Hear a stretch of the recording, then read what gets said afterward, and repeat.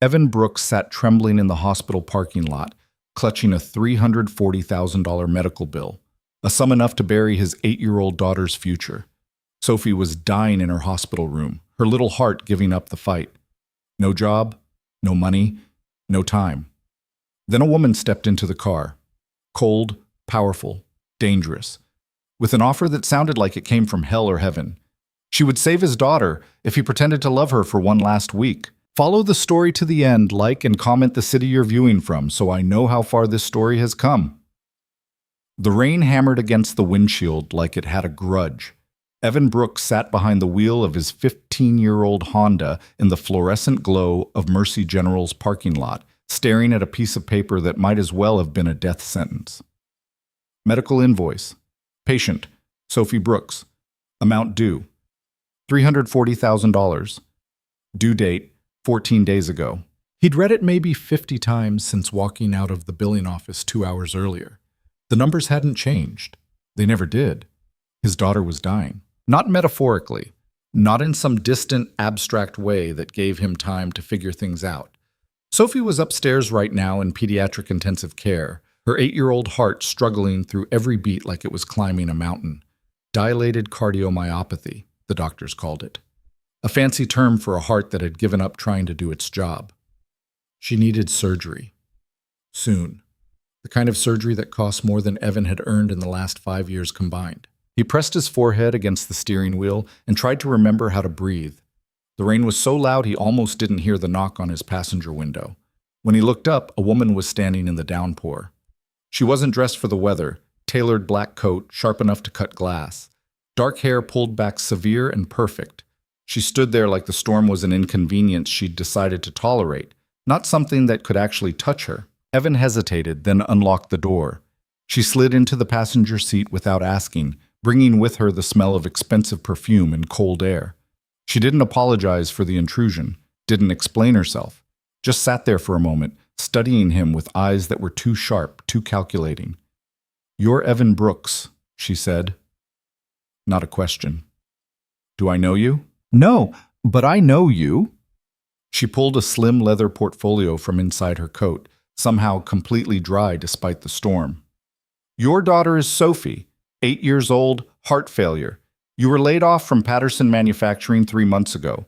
Unemployment benefits ran out 6 weeks ago.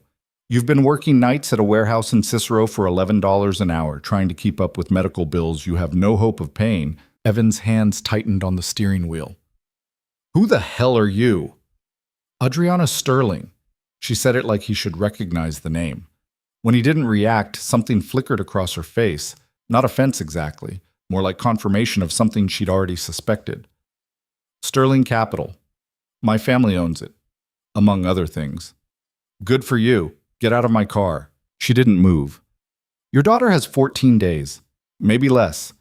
The hospital is being polite about it now, but they'll transfer her to county care if you can't pay. County doesn't have the surgical team she needs. By the time they arrange a transfer to a facility that does, it'll be too late." I said, "Get out. I can pay for it."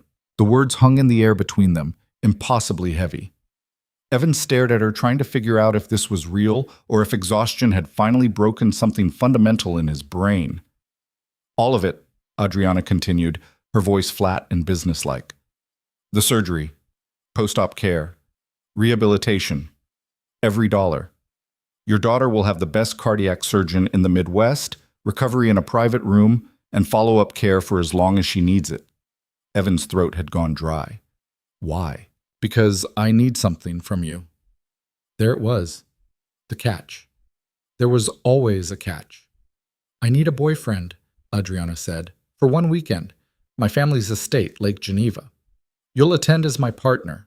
You'll be charming, attentive, and convincing. In exchange, Sophie gets her surgery. Full payment, wire transfer, tomorrow morning." Evan laughed, came out harsh and broken. "You're insane." "I'm practical, and you're desperate. Those are the only credentials this conversation requires. You think you can just buy people?" "Yes." She said it without hesitation, without shame. "I do it frequently. It's efficient. Usually both parties benefit. Usually everyone understands what's actually happening." "And what's actually happening?" Adriana was quiet for a moment. Outside, the rain intensified, drumming against the roof like it was trying to cave the car in. My parents believe I've been in a relationship for the past 6 months, she finally said. They're concerned about my personal life, about whether I'm capable of maintaining anything beyond the company. This weekend is my father's 70th birthday. 3 days at the estate, family, close friends, business associates. You'll be there. You'll be presentable. You'll make it believable. Why me? Because you're real. She pulled a photograph from her portfolio and held it up. It showed Evan and Sophie from maybe a year ago, at some summer fair. Sophie was on his shoulders, laughing, cotton candy in both hands. He looked tired even then, but he was smiling. You're not polished. You're not trained in the performance. That's exactly what I need. Someone who reads as authentic. Authentic. Evan tasted the word like poison.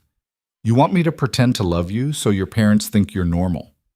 I want you to pretend to care about me so my parents believe I'm capable of being cared about. There's a difference. No, this is insane. I'm not doing this. Adriana tucked the photo away. Then your daughter dies. The words landed like a punch. Evan felt something crack open inside his chest, something that had been holding him together through 3 months of hell. You're a goddamn monster, he said quietly. Perhaps, but I'm a monster with $340,000 and access to Dr. Richard Chen, the only surgeon in this city with a 97% success rate on pediatric cardiac repair. She pulled out her phone, brought up a contact, and held it where he could see it. One call. Tomorrow morning, your daughter's in surgery. By next week, she's recovering. In 6 months, she's running around like this never happened. Evan stared at the phone, at the contact labeled Dr. Chen, Mobile, at this impossible, cold, perfectly composed stranger who had somehow found every pressure point in his life and decided to press them all at once. Why does it matter? He heard himself ask. Your parents' opinion. You're rich. You run a company. Why do you care what they think about your personal life? Something shifted in Adriana's expression. For just a moment, the mask slipped, and Evan saw something raw underneath. Grief, maybe. Or exhaustion that went bone deep. Because they're right, she said quietly. I don't know how to maintain anything beyond the company. I don't know how to let anyone close. I don't know how to be the person they want me to be. She looked at him directly, and for the first time since entering his car, she seemed almost human. But I can fake it for 3 days. And you can help me. Evan closed his eyes, thought about Sophie upstairs, hooked up to machines that were doing the work her heart couldn't manage anymore. Thought about the way she'd looked at him that morning, so tired, and asked if she was going to die. He told her no. He'd promised her. 1 weekend, he said, 3 days. And you pay for everything, surgery, recovery, all of it, before we go. Wire transfer, tomorrow, 9 a.m. You'll have confirmation before we leave for Geneva. Evan opened his eyes and looked at her. Really looked. She was beautiful in the way expensive things were beautiful, perfectly constructed, untouchable, cold. There was nothing soft about her, nothing that suggested she understood what it meant to be desperate, to be afraid, to sit in a parking lot and contemplate selling whatever was left of your dignity just to keep your daughter alive. One condition, he said. Adriana raised an eyebrow. You're not in a position to negotiate conditions. One condition, or you can find someone else. I won't lie about who I am. You want me there because I'm real. Fine. But I'm not going to pretend to be someone I'm not. I'm not putting on a costume. Your parents want to meet your boyfriend. They're going to meet Evan Brooks. Factory worker, single dad. Guy who shops at Goodwill and drives a car with 200,000 miles on it. You want authentic, that's what you get. For a long moment, Adriana just studied him. He couldn't tell what she was thinking. Her face gave away nothing. Then slowly, she smiled. It wasn't warm, but it was real. Deal, she said. She extended her hand. Evan looked at it, manicured, perfect, the hand of someone who had never done a day of physical labor in her life, and shook it. Her grip was firmer than he expected. We leave Friday morning, Adriana said, already moving on, already in business mode. I'll have a car pick you up at 7. Pack for 3 days, business casual, 1 formal outfit for Saturday dinner. If you don't have appropriate clothing, I'll have something sent over. I can dress myself. Can you? She looked pointedly at his worn jacket, the frayed collar of his shirt. I said, I'm not pretending to be someone else. That includes wearing your money. Adriana studied him for another moment, then nodded once. Fine. But if you show up looking homeless, the deal is off. I'll manage. She reached for the door handle, then paused. One more thing. When we're there, when we're around my family, you'll need to sell this. I don't need grand gestures, but I need them to believe you care about me. Can you do that? Evan thought about the $340,000, about Sophie's surgery, about the fact that he was agreeing to the most insane thing anyone had ever asked him to do. I can fake it for 3 days, he said, throwing her own words back at her. Adriana's smile was sharp. Good. She stepped out into the rain and was gone, disappearing into the storm like she'd never been there at all.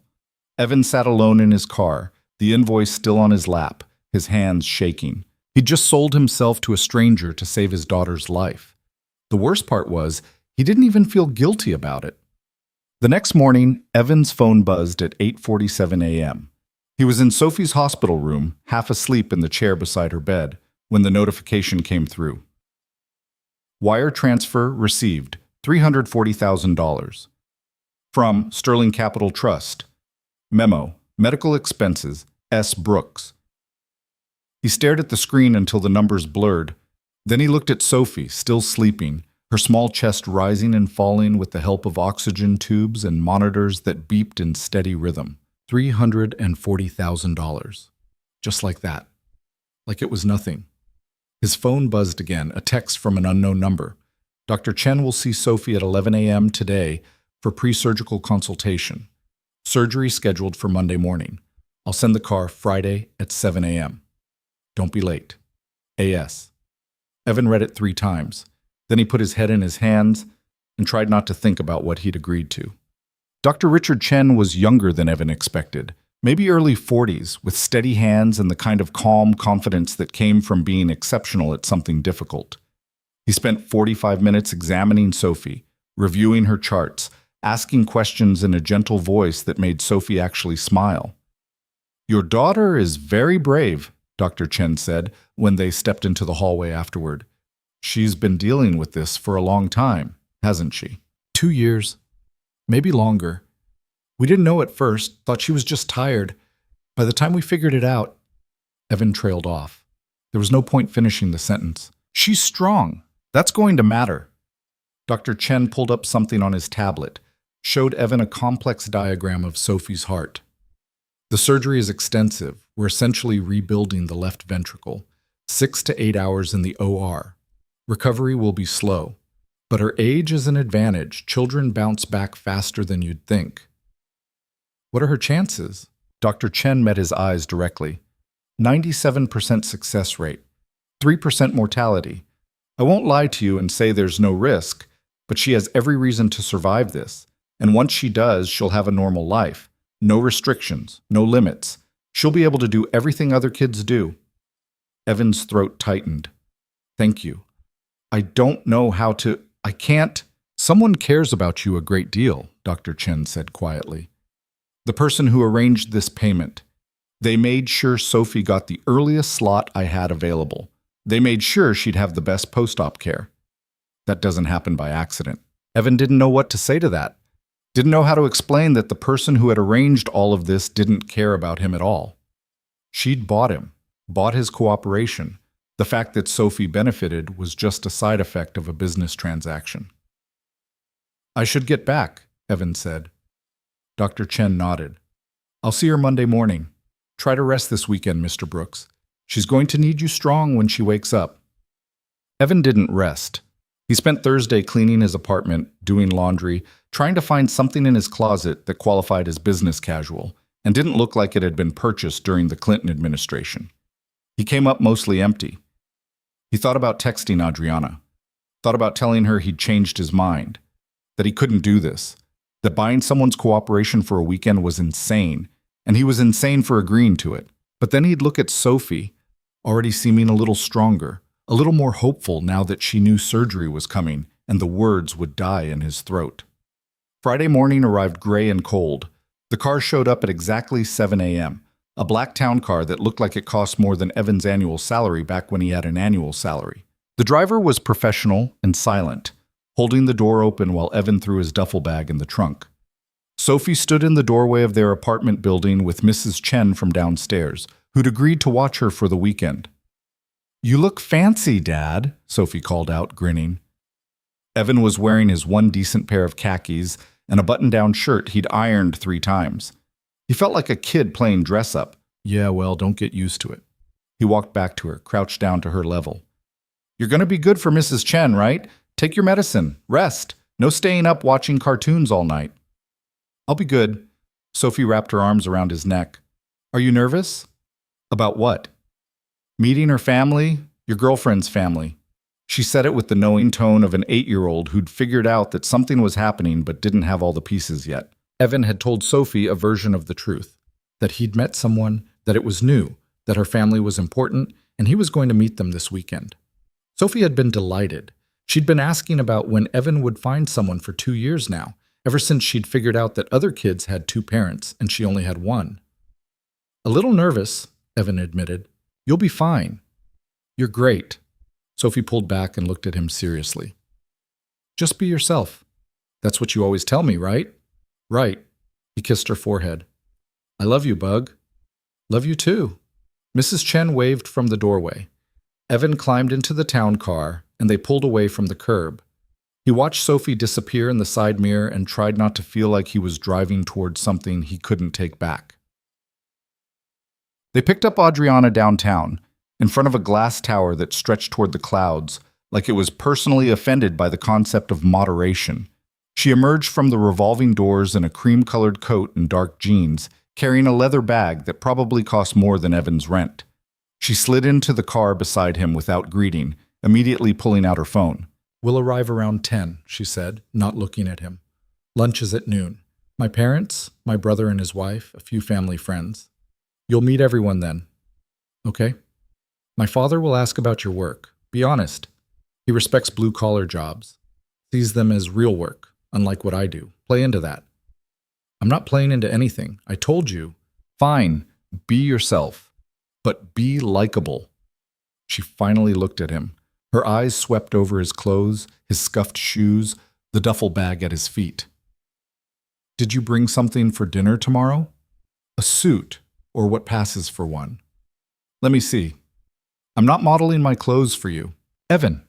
She said his name with the patience of someone explaining basic math to a child. "If you show up to my father's birthday dinner looking inappropriate, it reflects badly on both of us. I need to know what we're working with." Evan muttered something under his breath and unzipped the duffel. Pulled out the suit, a dark gray thing he'd bought for his wife's funeral 6 years ago and hadn't worn since. Adriana studied it with the expression of someone examining evidence at a crime scene. "It'll do. Barely. Do you have a tie?" "Somewhere." "I'll have one sent to your room." She went back to her phone, already moving on. Evan stuffed the suit back in his bag. "You know, most people say good morning when they see someone." "Good morning." She didn't look up. "Great, real warm. I can see why you needed to hire a boyfriend." That got her attention. She lowered her phone and looked at him with an expression that could have flash-frozen steel. "Let's establish something," she said quietly. "This weekend we are playing roles. You're not here to like me. I'm not here to like you. We're here to accomplish a specific objective. When we're around my family, you'll be charming and attentive. When we're alone, you can drop the act, but don't confuse the two." "I'm not confused. You're paying me to pretend to care about you. That's the deal." "Exactly.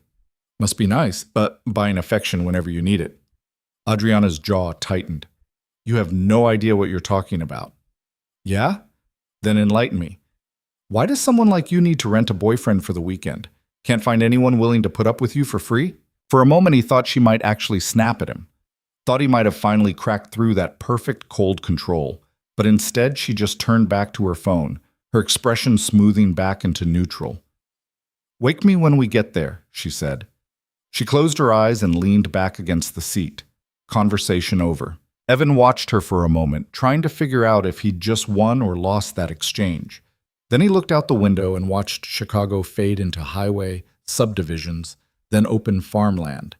He'd signed up for 3 days of this. It was going to be a long weekend. The Sterling estate sat on the northern shore of Lake Geneva like it owned the view, and maybe it did.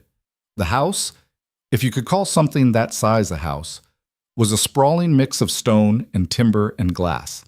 The kind of place that looked like it had been designed by someone whose job description was make rich people feel richer. The driveway alone was longer than Evan's street back home. Adriana woke up as they pulled through the iron gates. She checked her reflection in a compact mirror, smoothed her hair, and transformed. That was the only word for it. Something shifted in her posture, her expression. The coldness sharpened into something more controlled, more performative. "Remember," she said as the car stopped in front of the house, "we've been together for 6 months. We met at a charity gala. You were volunteering. I was representing the company. We've been seeing each other regularly since then." "Got it. And Evan," she looked at him directly, "thank you for doing this." It was the first time she'd said anything that sounded remotely human. Evan didn't know how to respond. The driver opened Adriana's door, she stepped out, and Evan followed, grabbing his duffel from the trunk. The front door of the estate opened, and a woman emerged. Tall, elegant, with silver hair, and the kind of posture that suggested she'd never slouched a day in her life. She wore a cashmere sweater and pearls and smiled with the warmth of someone greeting a head of state. "Darling," she said, opening her arms. Adriana walked into the hug with perfect ease. "Hi, Mom. And this must be Evan." The woman, Adriana's mother obviously, turned that smile on him. It didn't quite reach her eyes. "We've heard so much about you." Evan shook her offered hand. "Good things, I hope." "All good things." Her grip was firm, appraising. "I'm Eleanor Sterling. Welcome to our home." "Thank you for having me." Eleanor's gaze swept over him, taking in every detail the same way Adriana had in the car. Cataloging, measuring, coming to conclusions. "Come inside," she said. "Everyone's eager to meet you." Evan followed them into the house and immediately felt like he'd walked onto the set of a movie. Everything was expensive, everything was perfect. High ceilings, original artwork, furniture that looked like it belonged in a museum. Floor-to-ceiling windows framed the lake beyond, gray water stretching to the horizon. "Your father's in his study," Eleanor said to Adriana. "He'll want to say hello." "And Daniel and Sophia arrived an hour ago. They're out on the terrace." "I'll take Evan to his room first," Adriana said smoothly. "Let him get settled." "Of course." Eleanor's smile returned to Evan. "Lunch at noon. Casual. Just family." She disappeared down a hallway, heels clicking against hardwood. Evan looked at Adriana. "She hates me already." "She doesn't hate you, she's reserving judgment." Adriana started up a staircase wide enough to drive a car up. "Come on, your room is this way." "My room? You thought you'd be staying with me?" She glanced back, one eyebrow raised. "We're not married, Evan. My parents are traditional, separate rooms." "Fine by me." She led him down a hallway on the second floor, opened a door into a bedroom that was bigger than Evan's entire apartment. King bed, sitting area, private bathroom, more windows overlooking the lake. "Jesus," Evan muttered. "There are fresh towels in the bathroom. Wi-Fi password is on the desk. We'll meet in the main hall at 11:45. Adriana moved toward the door, then paused. "And Evan? Try to relax. You look like you're about to face a firing squad." "Feels like it. They're just people. Rich people, but still people. They bleed, they worry, they want to believe I'm happy." She said it quietly, almost to herself. "So let them believe it." Then she was gone. Evan stood alone in the enormous bedroom and wondered what the hell he'd gotten himself into. Lunch was exactly as uncomfortable as Evan had feared. The family gathered on a terrace that overlooked the lake, around a table set with plates that probably cost more per setting than Evan's car. Adriana sat beside him, close enough that their shoulders almost touched, playing the part. Across from them was her brother Daniel, younger than Adriana, maybe early 30s, with the easy confidence of someone who'd never had to worry about anything.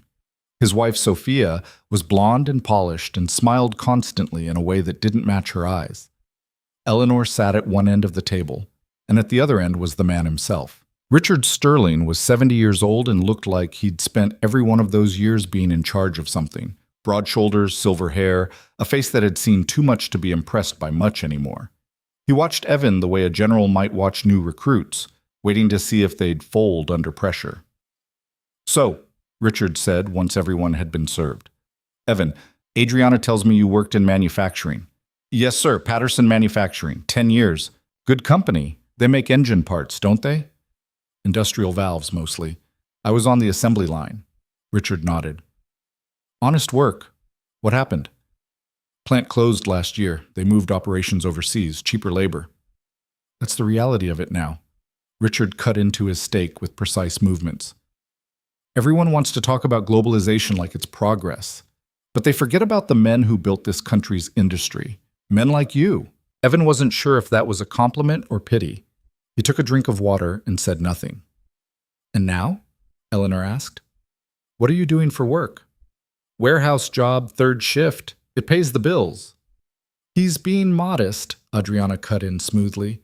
He's also a devoted father. His daughter is 8, Sophie. She's incredible. A single father, Eleanor said. It wasn't quite a question, more like a confirmation of something she already knew. Yes, ma'am. My wife died 6 years ago. The table went quiet for a beat. Sophia made a soft, sympathetic sound. Daniel shifted in his seat. I'm sorry, Eleanor said, and for the first time she sounded like she meant it. That must have been very difficult. It was. Evan met her eyes. Still is, some days.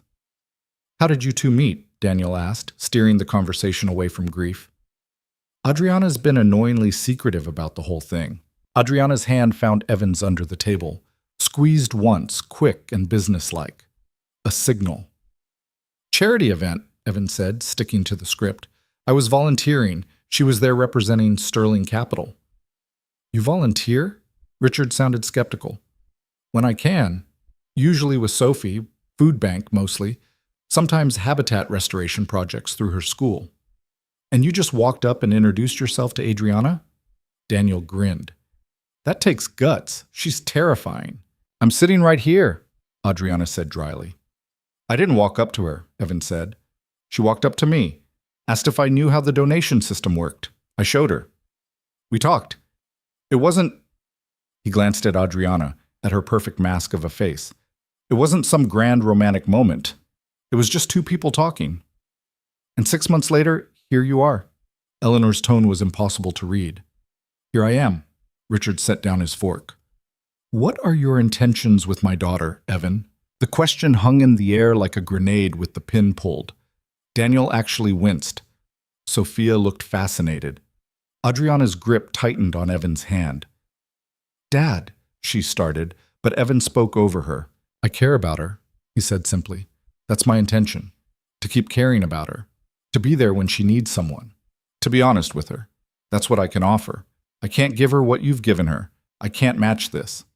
He gestured vaguely at the estate, the table, everything. But I can give her myself, and I can promise I won't waste her time or play games. She deserves better than that. Richard studied him for a long moment.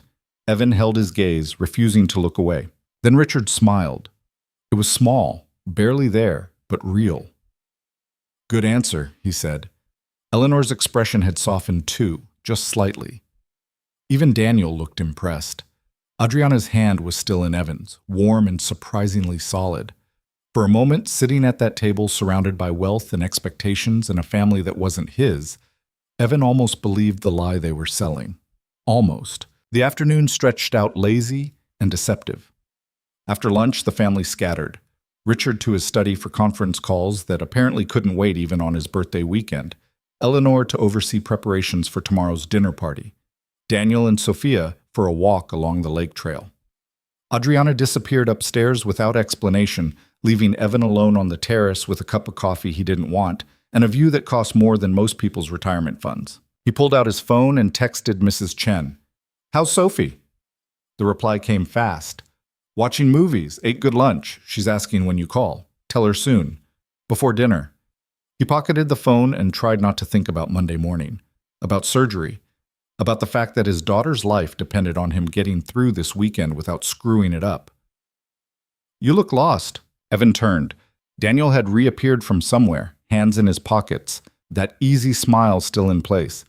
He'd changed into running clothes, expensive ones, the kind with moisture-wicking fabric and reflective strips that probably cost more than Evan spent on groceries in a month. Just thinking, Evan said. About how you ended up here? Yeah, I'd be thinking about that too.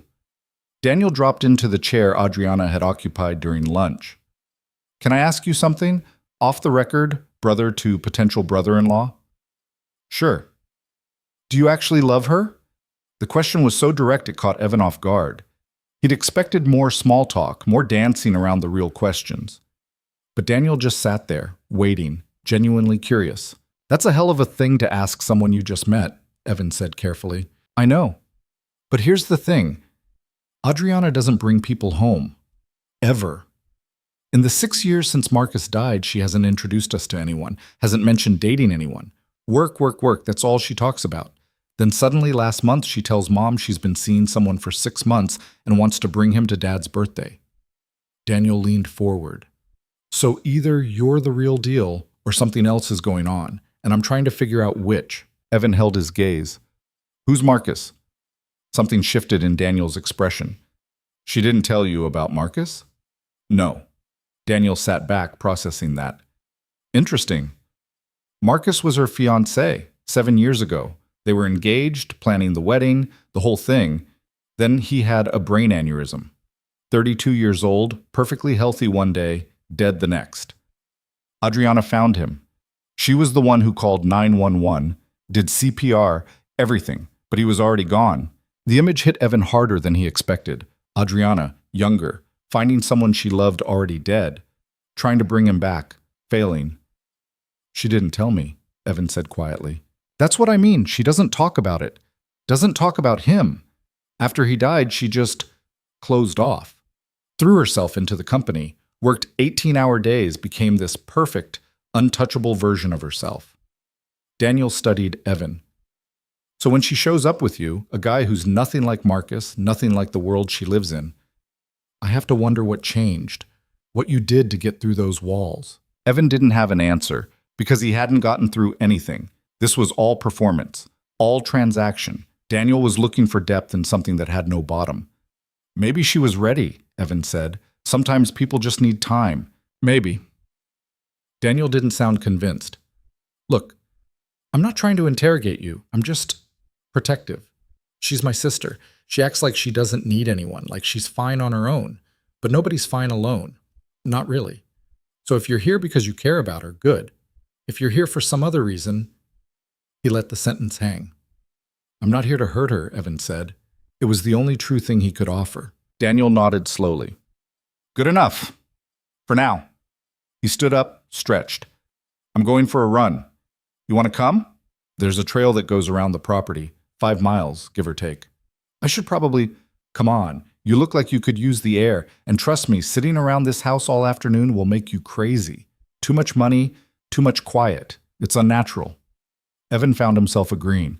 Anything was better than sitting alone with his thoughts.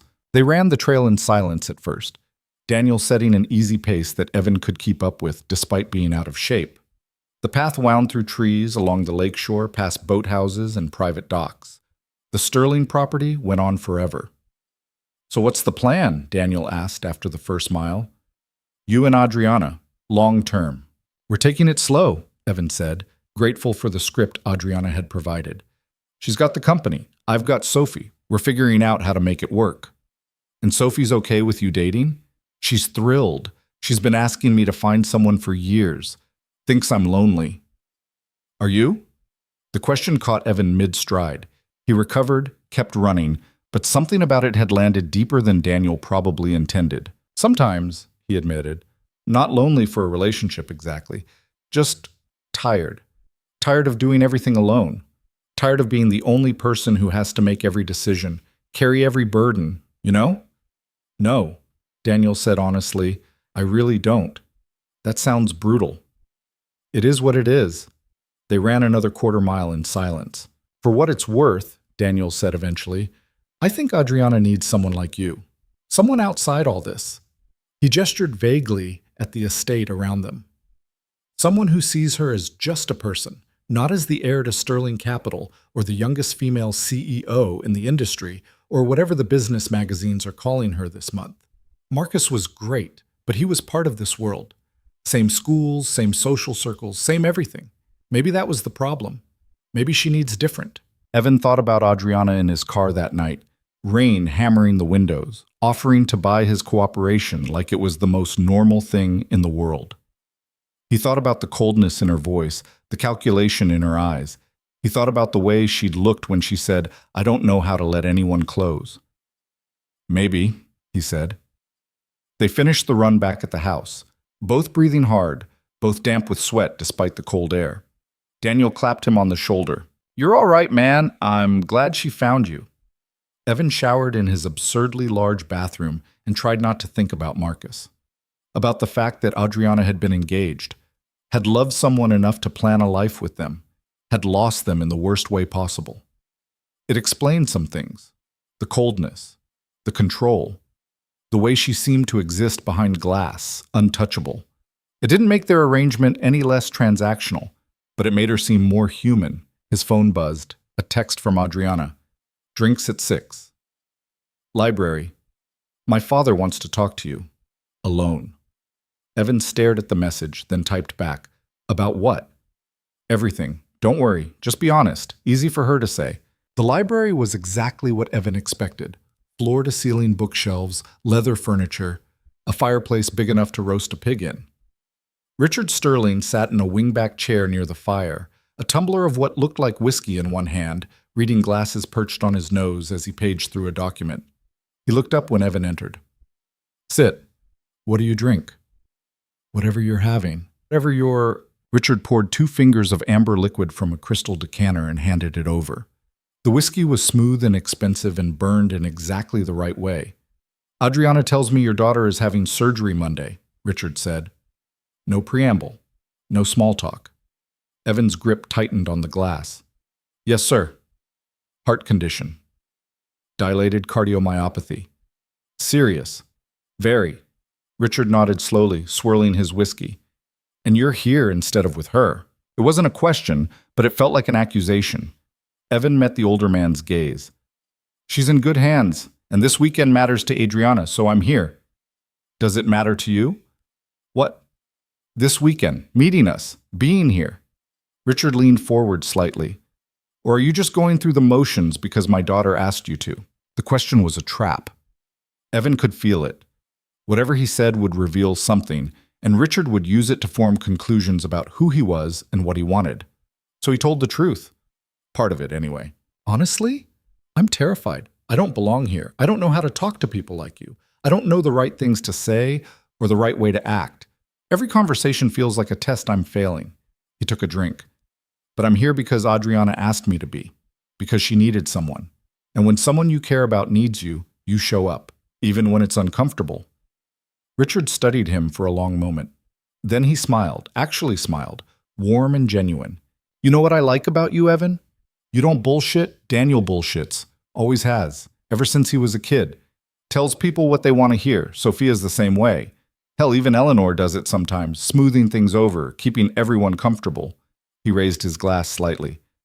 "But you just say what's true, even when it makes you look vulnerable. That's rare." "I'm too tired to bullshit," Evan said.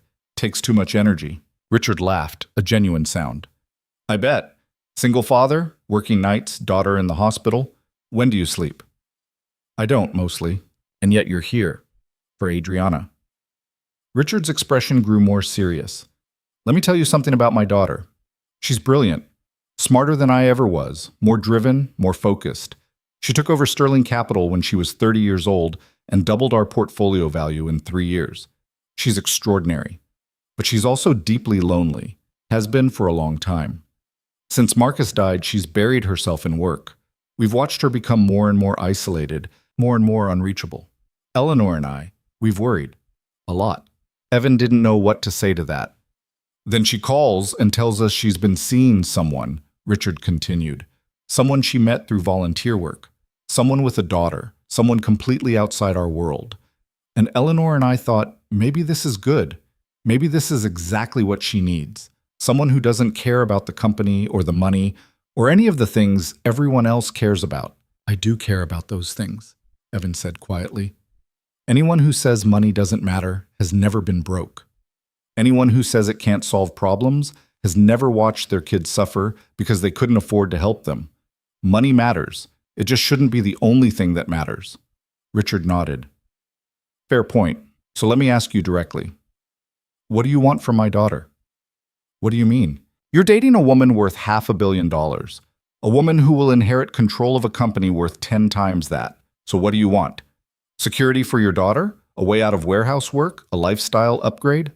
Richard's tone wasn't accusatory, just curious. I'm not judging, I'm just asking, because if you're with her for practical reasons, I'd rather know now. Evan thought about the $340,000, about the wire transfer, about the fact that his entire relationship with Adriana was, in fact, a practical arrangement. But he couldn't say that. I want her to be happy, he said instead. That's all. Whatever that looks like. If it includes me, great. If it doesn't, I'll survive. But she deserves to be happy. She deserves to have someone who sees her as more than her accomplishments or her job title or her last name. She deserves to be just Adriana, not Sterling Capital, not the CEO, just herself. Richard was quiet for a long time, then he raised his glass. To honesty, he said. Evan clinked glasses with him and drank. You're good for her, Richard said. I don't know if this will last. Relationships are hard enough without the complications you two have. But you're good for her right now. I can see it. She's been different these past few weeks. Lighter, less rigid. That's because of you.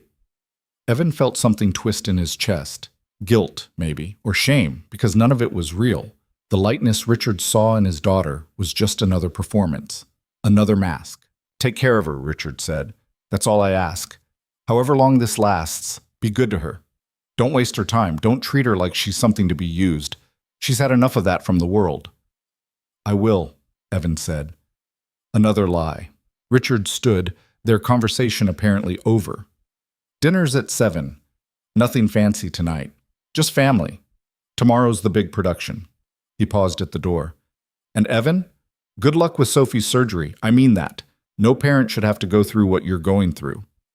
Thank you. Then he was alone in the library, holding an expensive glass of whiskey, drowning in the weight of lies he'd told to a man who'd just offered him genuine kindness. He finished the drink in one swallow. Dinner was easier than lunch, maybe because the pressure was off. Eleanor served roast chicken and vegetables at a table in the informal dining room, a phrase that still made Evan want to laugh because even the informal dining room was nicer than anywhere he'd ever eaten. Adriana sat beside him again, but this time there was less tension. She asked him about his run with Daniel, laughed when Daniel told a story about getting lost on the property as kids and ending up at a neighbor's house 2 miles away. She seemed almost relaxed, almost normal. Evan caught himself watching her, the way she tucked her hair behind her ear when she was listening, the way her whole face changed when she smiled, rare as it was, the way she argued with her brother about something trivial, whether their childhood dog had been smarter than Daniel claimed, with genuine warmth in her voice. For a moment he forgot this was fake. Then she caught him staring and raised an eyebrow, and he looked away. After dinner, Daniel suggested cards. They played poker at the kitchen table with Eleanor keeping score and Richard supplying running commentary that was mostly insults disguised as strategy advice. Sophia cleaned them all out 3 hands in a row, with a face so innocent it had to be calculated. She's been scamming us for years, Daniel said cheerfully as his wife raked in another pot. I think she married me for my poker money. You don't have poker money, Sophia said. I have poker money. You have consistently bad bluffs. I'm good at bluffing. You fold every time someone raises. That's the opposite of bluffing. Adriana was laughing, actually laughing, head thrown back, real and unguarded. Evan felt something shift in his chest watching her. This was what she looked like when she wasn't performing, when she wasn't the CEO or the controlled perfect version of herself she presented to the world. This was just Adriana, playing cards with her family, giving her brother shit, stealing chips from her mother's pile when Eleanor wasn't looking. She caught Evan watching again. This time she didn't raise an eyebrow. She just smiled, small and almost shy, and went back to her cards. It was nearly midnight when everyone finally scattered to bed.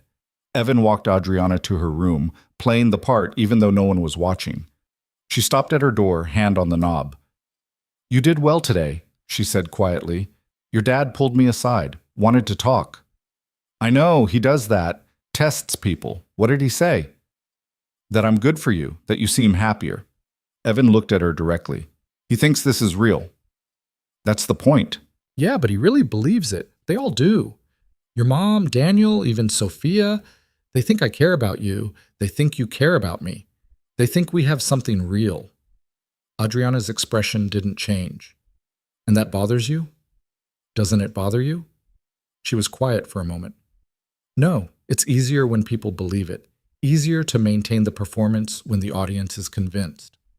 This isn't a performance to them. It's their daughter's relationship. It matters to them. I know. Something flickered across her face. But it doesn't change what this actually is. We have an arrangement. We're fulfilling it. That's all. Right. Evan shoved his hands in his pockets. Good night, Adriana. Good night. He turned to go. Evan? He looked back. Thank you, she said. For earlier.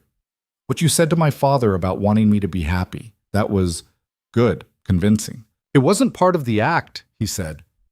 I meant it. Whatever this is, whatever we're doing, you do deserve to be happy. You deserve more than just being good at your job. Adriana stared at him, something unreadable in her eyes. For a second, he thought she might say something real, something that cracked the performance open. Instead, she just nodded. Good night. She disappeared into her room. Evan stood in the hallway for a long moment, then went to his own room and called Sophie. She answered on the second ring, already in her pajamas, Mrs. Chen visible in the background. Dad, how's the fancy house? Fancy? How are you feeling, Bug? Good. Tired. We watched 3 movies today. Sophie leaned closer to the screen, lowering her voice conspiratorially. Mrs. Chen let me have ice cream even though it's not the weekend. Don't tell her I told you. I heard that, Mrs. Chen called from off-screen. Sophie giggled. Are they nice? Her parents? Yeah, they're nice. Do they like you? I think so. I hope so. They will. Everyone likes you. Sophie said it with the absolute certainty of a child who'd never seen her father fail at anything that mattered. When do I get to meet her? The question caught Evan off guard. Meet who? Your girlfriend, Adriana. You said her name is Adriana, right? When do I meet her? Evan's throat tightened. I don't know, Bug. Soon, maybe. I want to meet her. I want to see if she's nice to you, if she makes you happy. Sophie's expression turned serious, the way it did when she was thinking hard about something. You deserve to be happy too, Dad. Not just me. You. I know. Do you love her? The question hit like a punch. Evan opened his mouth, closed it, tried to figure out how to lie to his daughter about something this fundamental. It's complicated, he finally managed. That's what grown-ups say when the answer is yes, but they're scared. Sophie grinned. It's okay to be scared. You tell me that all the time. You're too smart for 8. I know. She yawned, covering her mouth with her hand. I'm sleepy. Mrs. Chen says I have to go to bed. Then go to bed. I love you. Love you too. Tell Adriana I said hi. I will. And Dad, good luck tomorrow with the fancy dinner. You'll be great. She hung up before he could respond. Evan sat on the edge of the enormous bed in his borrowed room and put his head in his hands. Sophie wanted to meet Adriana, wanted to make sure she was good enough for him, wanted him to be happy. And he was lying to her, lying to everyone, pretending to be in a relationship that didn't exist to save his daughter's life while his daughter asked when she could meet the woman he was pretending to love. The whole thing was so twisted, he almost laughed. Instead, he lay back on the bed and stared at the ceiling and tried not to think about Monday morning, about surgery, about the fact that after this weekend he'd never see Adriana Sterling again. The next morning arrived gray and cold, the lake hidden behind fog. Evan woke to someone knocking on his door. He opened it to find a young woman in a neat suit holding a garment bag. Mr. Brooks? I'm Marie, Ms. Sterling's assistant. She asked me to bring this. She held out the garment bag. For tonight's dinner. I already have something to wear. I know. She asked me to bring this anyway, just in case. Marie's smile was professional and gave away nothing. There's also a tie and dress shoes. Everything should fit. Miss Sterling is very good with measurements. She handed over the bag and a shoebox and left before Evan could protest. He unzipped the bag.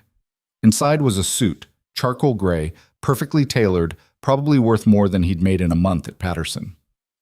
The tie was silk, the shoes were Italian leather. His phone buzzed. Before you get stubborn, it's a gift, not a judgment. You'll blend in better, that's all. A.S. Evan stared at the suit. Part of him wanted to refuse on principle, wanted to show up in his own clothes, his own way, consequences be damned. But he thought about Richard's birthday, about a room full of wealthy guests who'd notice if one person looked out of place, about making this weekend work, making Adriana's parents believe she was happy. He thought about Sophie's surgery Monday morning. He tried on the suit. It fit perfectly. The day moved slowly. Evan spent the morning reading by the library fire, trying to stay out of everyone's way. Staff moved through the house, preparing for the evening, arranging flowers, setting up tables, testing sound systems for whatever entertainment had been planned. Adriana was everywhere and nowhere, managing details, solving problems, directing people with quiet efficiency. Every time Evan saw her, she was in motion, phone to her ear or tablet in hand, making things happen. He caught her alone once, mid-afternoon, in the hallway outside the kitchen. "Hey," she looked up from her phone. "Hi. Everything okay?" "Yeah, thank you for the suit." "You're welcome. Does it fit?" "Perfectly. How did you know my measurements?" "I'm observant." She went back to her phone, already moving on. "Adriana." "What?" "Sophie wants to meet you." That got her attention. She lowered the phone, actually looked at him. "What?" "Last night, on the phone. She asked when she could meet you. She thinks you're my girlfriend. She wants to make sure you're good to me." Adriana was very still. "What did you tell her?" "That it's complicated." "That's honest, at least." "She's 8. She doesn't understand complicated. She understands that her dad is dating someone and she wants to meet them. She thinks that's how this works." "And you want me to meet her?" Adriana's tone was carefully neutral. "No, I don't know. Maybe." Evan ran a hand through his hair. "Look, after tomorrow we're done. You've fulfilled your end of the deal. Sophie gets her surgery. I disappear from your life. But before that happens, she's going to keep asking. And I don't know how to explain to her why she can't meet you." Adriana looked away, processing. "This wasn't part of our arrangement." "I know. Meeting your daughter, playing the role for her, that's different. That's personal." "Everything about this is personal," Evan said quietly. "We're lying to your family about having a relationship. Now I'm lying to my daughter about the same thing. The lines are already blurred." Adriana was silent for a long moment. Then she looked at him directly. "Tomorrow, after we leave here. Before you head to the hospital Monday, I'll stop by. One meeting, brief. I'll say hello, meet Sophie, and that's it. After that, we're done. Agreed?" "Agreed." She started to walk away, then paused. "What did you tell her about me?" "That you're smart, driven, that you care about people even when you pretend not to." "That last part isn't true." "Yeah, it is. You just don't want it to be." Adriana held his gaze for a second longer, then walked away without responding. Evan watched her go and wondered what he was doing. Wondered why it mattered what she thought. Wondered why the idea of her meeting Sophie made something in his chest feel tight and complicated. This was supposed to be simple, transactional. 3 days of performance in exchange for his daughter's life. It wasn't simple anymore. Evening arrived with perfect timing, the fog lifting just as the first guests began to arrive. Evan put on the suit Adriana had sent, knotted the silk tie, and stared at himself in the mirror. He looked like someone else, someone who belonged in places like this. He hated it, and he understood why she'd done it. Adriana knocked on his door at 7 sharp. When he opened it, she took his breath away. She wore a black dress that was somehow both elegant and understated, her hair down for the first time all weekend, makeup subtle but perfect. She looked like herself but elevated, like the version of Adriana Sterling the world expected to see. "You clean up well," she said. "You too." She adjusted his tie slightly, her fingers quick and efficient. "Stay close tonight. There are going to be a lot of people. Business associates of my father's, family friends, people who've known me since I was a kid. They'll ask questions. Just follow my lead." "Got it." "And Evan?" She met his eyes. "Thank you for this weekend, for making them believe it." Before he could respond, she took his arm and they headed downstairs. The main hall had been transformed.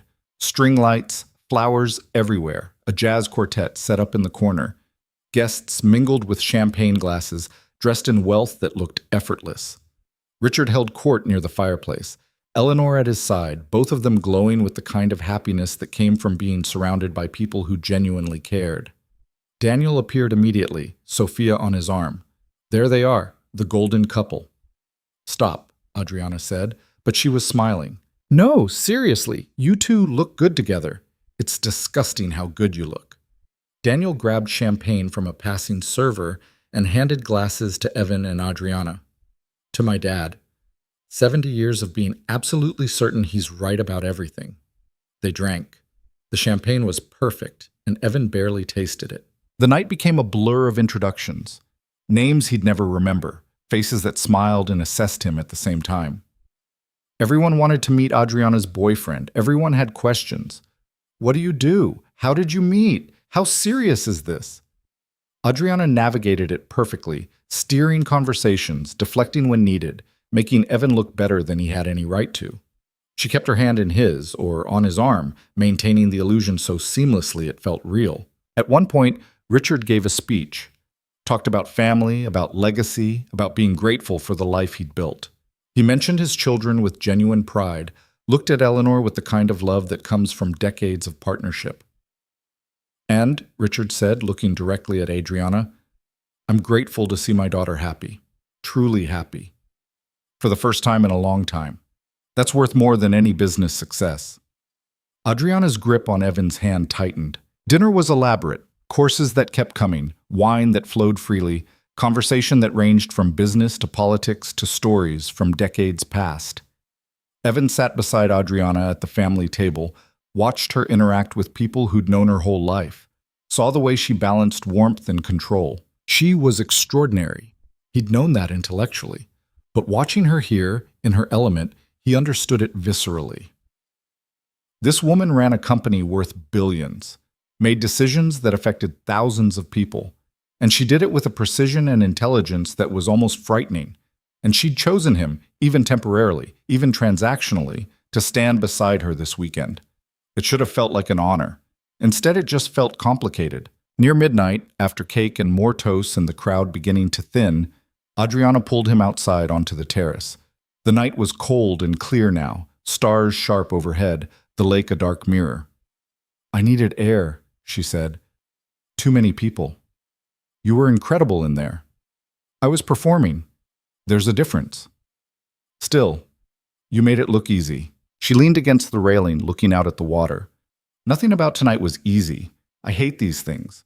All the small talk, all the performance, everyone watching, everyone judging, but it's expected, so I do it. Your dad seems happy. He is. He thinks I'm finally moving on from Marcus, finally building a life that includes more than work. She laughed, bitter. If he only knew. Evan stood beside her, not touching, just present. Tell me about him, Marcus.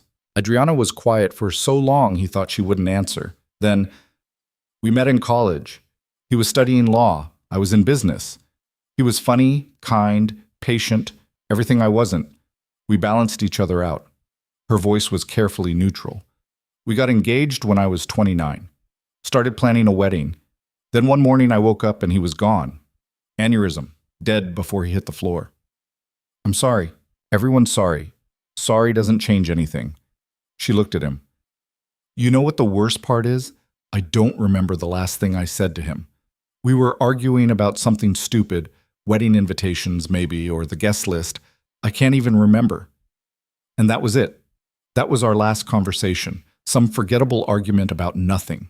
Evan thought about his wife, about the morning she died, hit by a drunk driver on her way to work, how he'd kissed her goodbye and told her he loved her, and it had felt routine, ordinary, how he'd give anything to have had that moment back, to have known it was the last one. My wife and I weren't arguing, he said quietly, but we weren't saying anything important either, just normal morning stuff. She was worried about being late. I was worried about Sophie's daycare pickup. Just life. We didn't know we were running out of time. Do you miss her? Every day. But not the way I used to. At first it was this constant ache, this hole I couldn't fill. Now it's more like background noise. Always there, but I've learned to live with it. Adriana nodded. That's what everyone says happens. That eventually it gets easier. But it's been 7 years and I still can't. She stopped, swallowed. I still can't let anyone close. Can't imagine trusting someone that much again, knowing they could just disappear. So you work instead. Work doesn't leave. Work doesn't die on you. She looked at him. It's safer. It's lonelier. Maybe. She turned back to the lake. But at least I'm in control. At least I know what to expect. They stood in silence. Two people who'd both lost someone. Both built walls to keep from losing anyone else. Both standing on a terrace pretending to be something they weren't. Your family thinks this is real, Evan said. They think we're building something. I know. Doesn't that bother you, lying to them? It bothers me more that they'd be disappointed if they knew the truth. Adriana's voice was barely above a whisper. That they'd see it as proof that I'm exactly as damaged as they worry I am. You're not damaged. I hired someone to pretend to care about me for a weekend because I can't manage a real relationship. That's pretty damaged. You're scared, Evan said. There's a difference. Adriana looked at him, something raw in her eyes. Aren't you? Scared? Terrified, every single day, that Sophie won't make it through surgery, that I won't be enough for her, that I'll screw up somehow and lose the only thing in my life that actually matters. But you keep going. Because I have to. She needs me. What if she didn't? What if you didn't have to keep going? What would you do? The question hung between them. Evan didn't have an answer. I'd probably fall apart, he admitted. Sophie's the only reason I hold it together. Without her, he trailed off. Without her, you'd be like me, Adriana said softly, going through the motions, surviving but not living. They stood there in the cold, neither moving, the sound of the party muffled behind them. This weekend has been strange, Adriana said eventually. Being here with you, pretending, but also not entirely pretending. Does that make sense? No, me neither. She pushed off the railing. We should go back inside. People will notice we're gone. Adriana, she stopped. Tomorrow, when I bring you to meet Sophie, don't break her heart, please. She thinks you're real. She thinks we're real. Just be kind to her. I will. Adriana's expression softened. I wouldn't hurt your daughter. Whatever else I am, I'm not cruel. I know. She walked toward this house, then paused at the door. Thank you for listening. About Marcus. I don't talk about him, ever. But with you, I don't know. It felt possible. Then she was gone, leaving Evan alone with the stars and the lake, and the growing sense that this arrangement had become something he couldn't define. Something had shifted overnight, though Evan couldn't name it. He woke Sunday morning to pale light filtering through the curtains and the awareness that this was the last day. Tomorrow he'd be back in his real life. The hospital, Sophie's surgery, the weight of hoping she'd survive it. Today was still borrowed time in a world that wasn't his. He checked his phone. A text from Mrs. Chen with a photo of Sophie eating breakfast, smiling at the camera. Another text underneath. She slept good. Asking about you. He typed back, home this afternoon. Tell her I love her. Then another text. This one from Adriana. Brunch at 10, casual. Then we leave at 2. No greeting, no warmth. Back to business. Evan showered and dressed in his own clothes. Jeans, a flannel shirt, the version of himself that felt real. The suit from last night hung in the closet like evidence of a crime. He'd wear it again never, probably. Would stuff it in the back of his closet and try to forget the way Adriana had looked at him when he'd opened the door. The way she'd talked about Marcus on the terrace. Her voice stripped of its usual armor. The way something in his chest had tightened when she'd said not entirely pretending. He pushed the thought away and headed downstairs. The house felt different in daylight, less like a stage set and more like a place where people actually lived. Quieter, too. Most of the guests from last night were gone, staying at hotels in town or already driving back to Chicago or wherever wealthy people went after birthday parties that cost more than most weddings. Evan found the family gathered in a sunroom that overlooked the lake. Casual, Adriana had said, and she'd meant it. Everyone in comfortable clothes, plates of food scattered across a long table, newspapers and coffee mugs, and the easy rhythm of people who'd spent decades in each other's company. Morning, Daniel called out when Evan appeared. Coffee's on the sideboard. Help yourself to food. Mom made her famous cinnamon rolls, and if you don't try one, she'll be personally offended. Eleanor smiled from her seat near the window. I will not be offended, but they are very good. Evan filled a plate and sat beside Adriana, who was scrolling through her phone with one hand and holding a coffee mug with the other. She glanced at him briefly. Sleep okay? Fine. You? Fine. The conversation around them flowed. Richard reading something from the financial section and commenting on market trends. Sophia asking about the best route back to the city. Daniel stealing a piece of bacon from his wife's plate and getting his hand slapped. Normal family chaos. The kind Evan had glimpses of in other people's lives, but had never quite managed to build for himself and Sophie. So what's the plan for you two? Eleanor asked, directing the question at Adriana, but including Evan with a look. Are you staying another night or heading back with everyone else? Heading back, Adriana said. I have meetings tomorrow afternoon, and Evan needs to be home. Sophie's surgery, Richard said, nodding.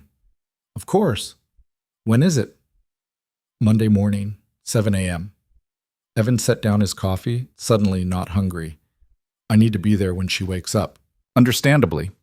Eleanor's expression softened in that way parents' faces do when they're imagining their own children in danger. You must be worried sick. I am.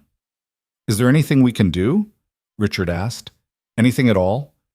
Evan thought about the $340,000, about the fact that they'd already done more than anyone had a right to ask, about how their daughter had bought his cooperation and their acceptance in one efficient transaction. You've already done enough, he said.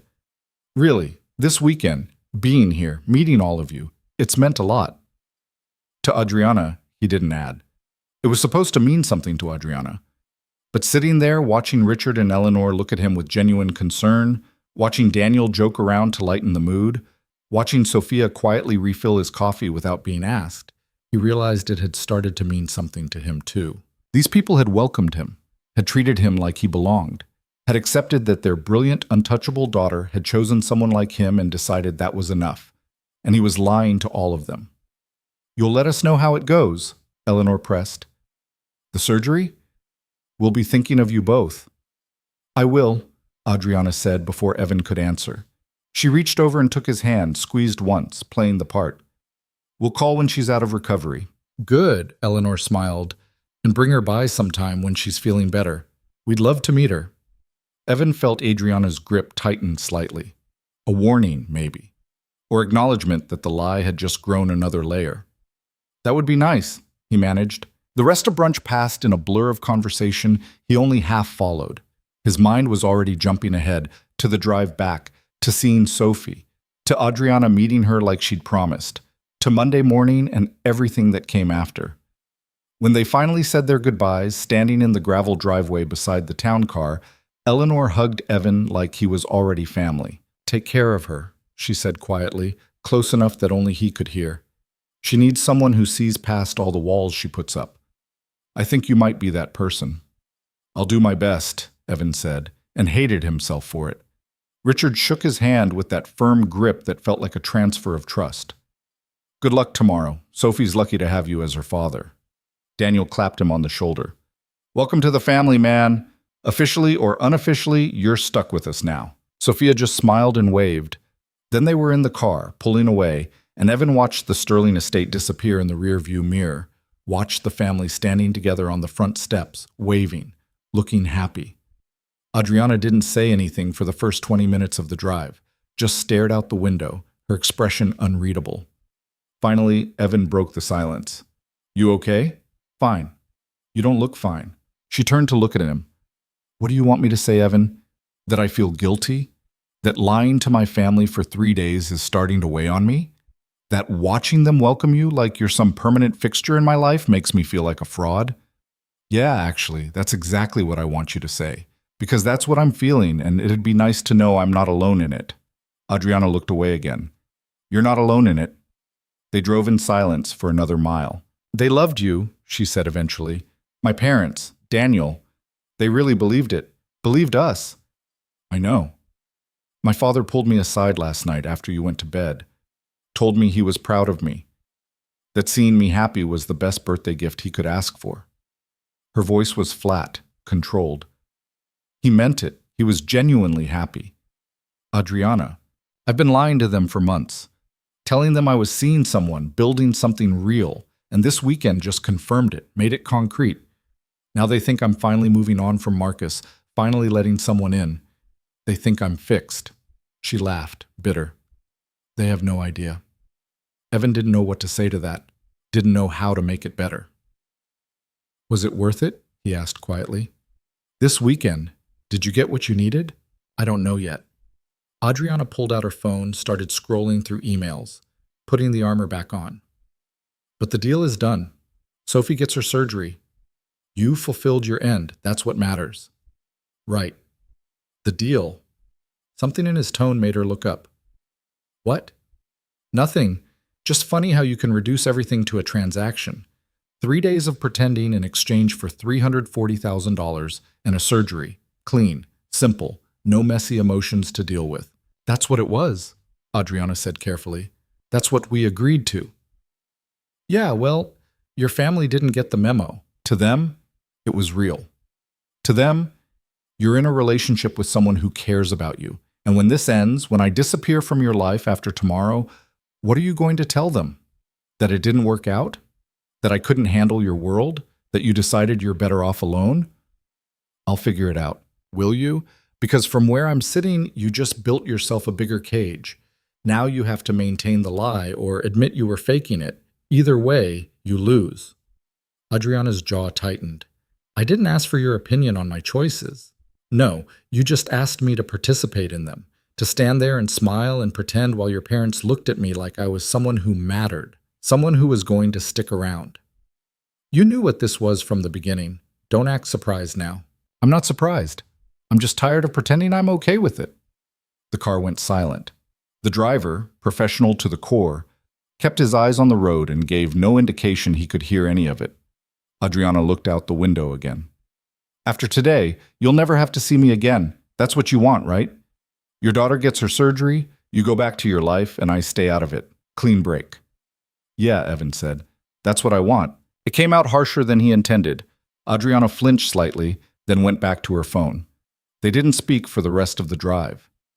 Evan's apartment building looked smaller than he remembered. Shabbier. The paint peeling on the front door, the cracked sidewalk, the rusted railings. All of it a stark contrast to the world they'd just left. The town car looked obscene parked at the curb, too expensive, too out of place. Adriana stared up at the building. This is where you live? Yeah, 3rd floor, no elevator. And Sophie? She climbs 3 flights of stairs? With her condition? She did. Before it got bad. Now Mrs. Chen meets us downstairs when she needs to go somewhere. Evan grabbed his duffel from the trunk. You don't have to come up. I can bring her down if you want to wait in the car. No. I said I'd meet her. I will. Adriana climbed out of the car, smoothing her coat. She looked as out of place here as Evan had felt at the estate. Expensive and polished against a backdrop of worn concrete and chain-link fences. They climbed the stairs in silence. Evan unlocked the apartment door and immediately heard Sophie's voice. Dad! She appeared from the living room, Mrs. Chen right behind her, and launched herself at Evan with the kind of energy that suggested she was feeling better today. He caught her, hugged her tight, felt some of the tension from the weekend drain out of his shoulders. Hey, Bug. I missed you. I missed you too. Sophie pulled back, grinning. Then she noticed Adriana standing in the doorway, watching. Her eyes went wide. Is that her? Yeah. Sophie, this is Adriana. Adriana, this is Sophie. Sophie stared for a long moment, taking in Adriana's perfect hair, her expensive clothes, the way she stood like she wasn't quite sure what to do with her hands. Then Sophie smiled, bright and genuine. Hi, you're really pretty. Something in Adriana's expression cracked. Thank you. So are you. Do you want to come in? Mrs. Chen made cookies earlier, and there's still some left. They're chocolate chip. They're really good. Adriana glanced at Evan, who just shrugged. This was her show now. I'd like that, Adriana said.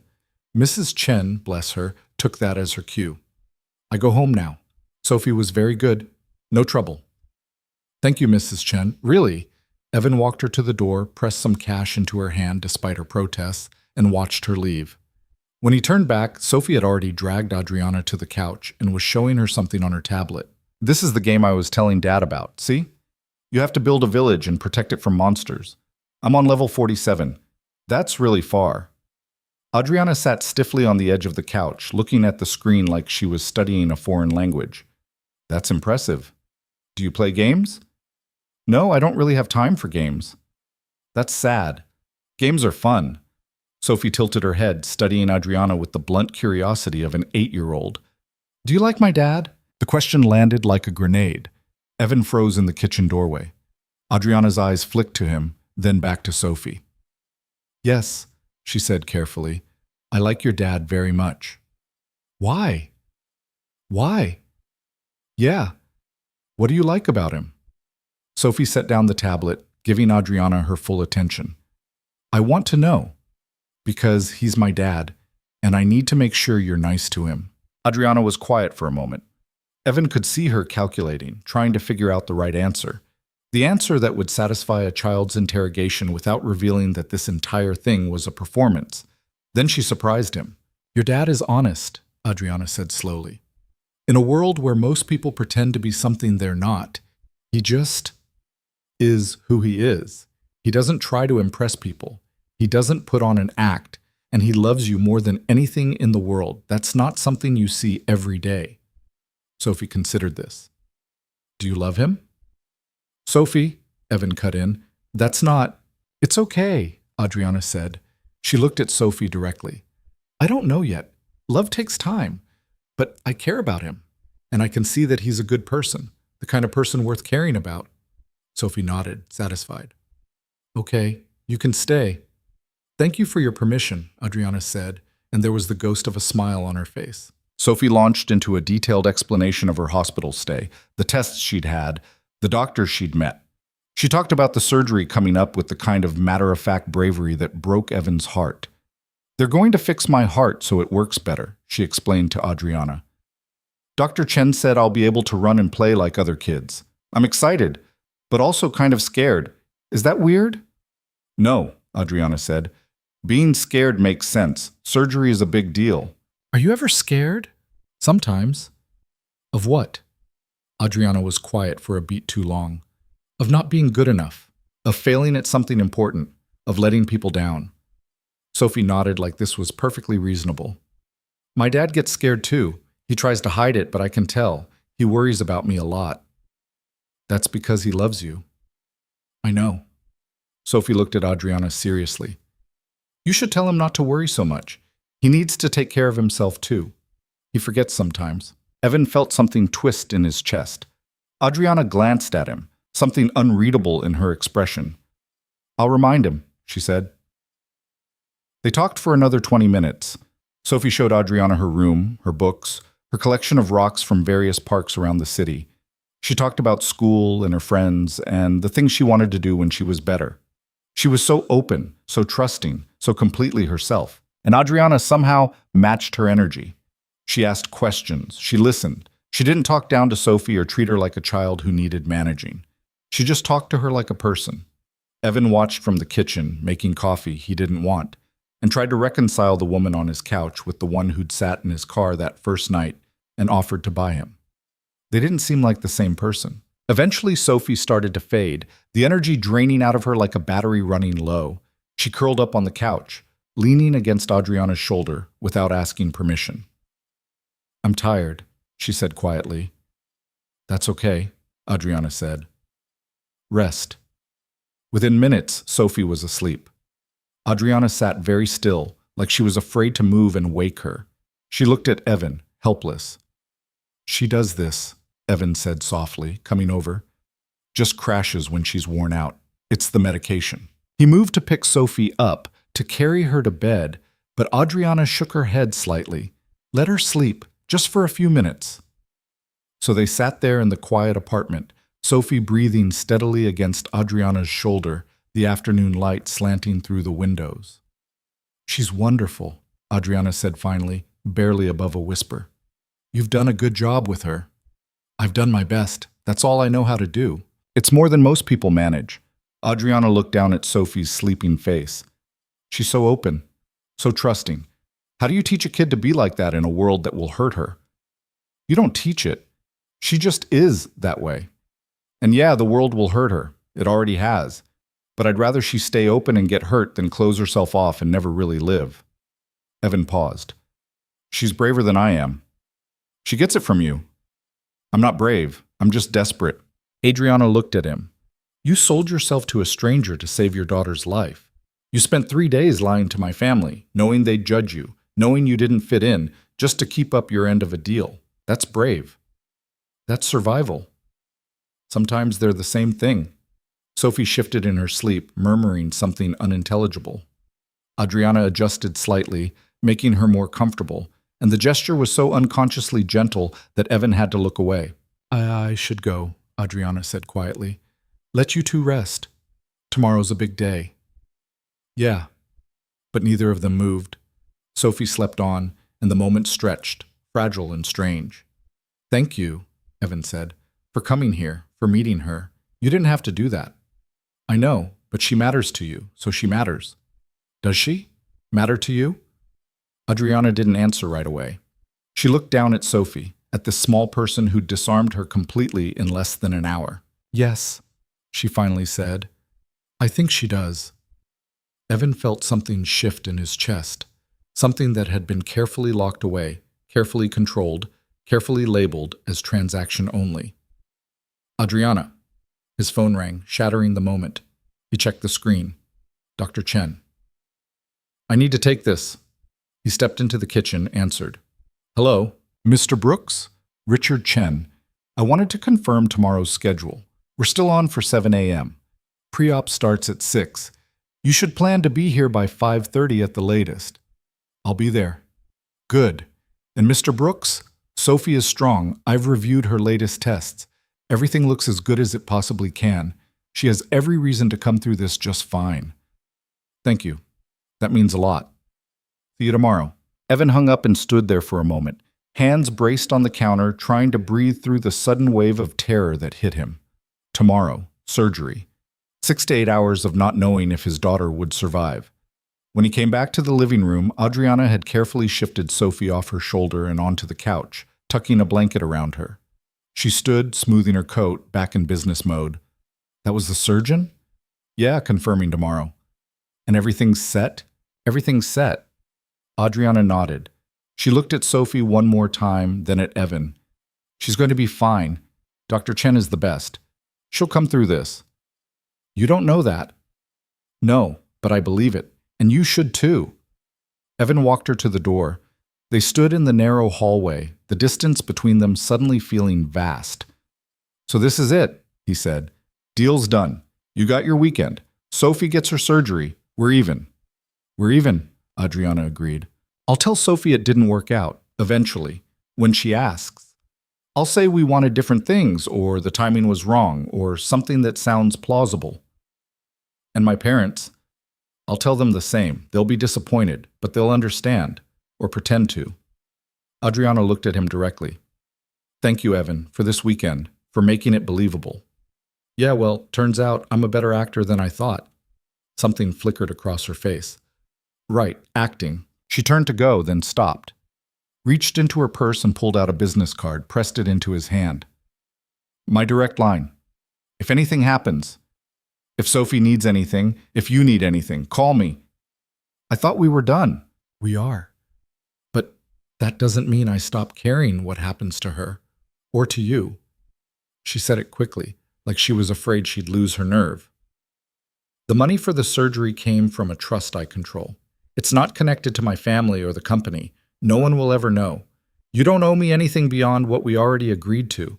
But if something comes up, medical bills, recovery costs, anything, call me, please. Evan stared at the card, at her name embossed in elegant script, at the phone number that was probably answered by an assistant who'd screen out anyone who wasn't important enough. Why? He asked. Why do you care? Because your daughter shouldn't suffer because we made a deal. Because you're a good father who deserves support. Because... She stopped. Started again. Because this weekend wasn't entirely pretend for me either. And I don't know what to do with that. The admission hung between them like something alive. Adriana, Evan started, but he didn't know how to finish the sentence. I have to go. She said it fast, already moving. Good luck tomorrow. Tell Sophie. Tell her I said she's going to do great." Then she was gone, footsteps echoing down the stairwell, and Evan stood alone in his doorway with a business card in his hand and the sense that something irreversible had just happened. He went back inside. Sophie was still asleep on the couch, her face peaceful. Evan sat on the floor beside her, took her small hand in his, and tried to prepare himself for tomorrow. But his mind kept circling back to Adriana, to the way she'd looked at Sophie, to the way her voice had cracked when she'd said this wasn't entirely pretend for me either, to the way his chest had tightened in response. He'd spent 3 days pretending to care about Adriana Sterling, pretending to be in a relationship, pretending to be someone who belonged in her world. When had it stopped being pretend? That night, after Sophie had woken up and eaten dinner and gone to bed early, Evan sat alone in his living room and pulled out Adriana's business card, turned it over and over in his hands, thought about calling her, thought about what he'd even say. "Thank you for meeting Sophie. Thank you for making this weekend work. Thank you for saving my daughter's life."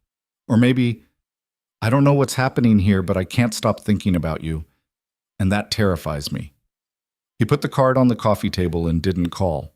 Instead, he lay awake most of the night, listening to Sophie breathe in the next room, counting down the hours until they had to leave for the hospital. At 4 a.m., his phone buzzed. A text from an unknown number that he somehow knew was Adriana before he even looked. "I can't sleep. Thinking about tomorrow, about Sophie. I know you're probably not awake, but if you are, she's going to be okay. I really believe that." Evan stared at the message for a long time. Then he typed back, "I'm awake. Can't sleep either." The response came immediately. "Scared? Terrified. Me too, and she's not even my daughter." Evan's throat tightened. He typed, "Why do you care so much?" The reply took longer this time. "Because she's an 8-year-old kid who deserves a full life. Because her father is a good man who deserves to see her grow up. Because this weekend reminded me what it feels like to care about something beyond quarterly earnings and board meetings. Because she called me pretty and asked if I liked you, and I realized I haven't had a real conversation in years. Pick a reason. What if something goes wrong? What if she doesn't make it? Then you'll survive it. Because that's what you do. You survive impossible things and keep going. I've seen it. This weekend, watching you with my family, I saw someone who's been through hell and came out intact. You'll survive this too. But you won't have to. Because she's going to be fine." Evan felt something break open in his chest. He typed, "You didn't have to text me. We're done. Deal's over." "I know, I wanted to anyway." They texted for another hour. Nothing profound, nothing that solved anything. Just two people sitting awake in their separate corners of the city, afraid of what tomorrow would bring, finding odd comfort in words on a screen. At 5 a.m., Evan's alarm went off. Time to wake Sophie. Time to get to the hospital. Time for everything that came next. "I have to go," he texted. "I know. Good luck. Tell Sophie I believe in her." "I will." He started to put the phone down, then added, "Thank you for everything, not just the money. Everything." "You're welcome. Call me after. Let me know she's okay. I thought we were done." "We are. Call me anyway." Evan looked at those 3 words for a long moment. Then he woke Sophie, helped her get dressed, and headed out into the pre-dawn darkness toward the hospital and whatever waited on the other side of surgery. But in his pocket, folded carefully, was Adriana Sterling's business card. And that felt like something that mattered. The hospital at 5:30 in the morning was a strange place. Too bright, too quiet, full of people moving with practiced efficiency through routines that were life and death to some and just another shift to others. Evan held Sophie's hand as they checked in, as they were led to a pre-op room. As nurses bustled around taking vitals and asking questions, Sophie answered with surprising calm. "I'm ready," she said when they asked if she had any questions. "Let's fix my heart." Dr. Chen appeared at 6:15, scrubbed and ready. He crouched down to Sophie's level. "You remember what we talked about? You're going to go to sleep, and when you wake up, your heart is going to work so much better. It might hurt for a bit, but that means it's healing, okay?" "Okay." Sophie looked at him seriously. "You're really good at this, right?" "The best," Dr. Chen said without arrogance. "Just fact." "Good, because my dad needs me, and I need him, so don't mess up." Dr. Chen smiled. I won't mess up. Promise. They let Evan walk with her to the surgical wing. Sophie held his hand the whole way, squeezing tight. At the doors, they stopped. This was as far as he could go. Hey, Bug, Evan said, crouching down. You're the bravest person I know. You're going to do great. I'm scared, Sophie admitted. But it's okay to be scared, right? Right. Being brave doesn't mean you're not scared. It means you do it anyway. Then I'm being brave. She hugged him fiercely. I love you, Dad. I love you too. So much. I'll be right here when you wake up. Tell Adriana thank you for yesterday. She was nice. I will. Then the nurses were taking her away, wheeling her toward the operating room, and Evan stood frozen in the hallway watching his daughter disappear behind double doors. The waiting room became his world. Bad coffee, magazines he didn't read, other families in their own private hells. He tried to distract himself with his phone, but couldn't focus on anything. The minutes crawled. At 8:30, his phone buzzed. Adriana. How is she? Surgery started at 7. They said 6 to 8 hours. So I'm just waiting. I'm sorry. I know waiting is the worst part. Yeah. Are you alone? Is anyone with you? Evan looked around the waiting room. Strangers, all of them. Yeah. I'm alone. Do you want company? I can be there in 20 minutes. You don't have to do that. I know. Do you want me to? Evan stared at the message. Thought about sitting here alone for another 5 or 6 hours, drowning in worst-case scenarios. Thought about Adriana in her office downtown, trying to focus on work while texting him updates. Yeah, I'd like that. On my way. She arrived in 30 minutes, probably broke a dozen traffic laws getting there, still in business clothes from whatever meeting she'd left early. She found him in the waiting room, brought him actual decent coffee from somewhere that wasn't the hospital cafeteria, and sat beside him without saying anything. They didn't talk much. Didn't need to. She just sat there, present, solid, real. At noon, Dr. Chen's assistant came out with an update. Surgery is going well.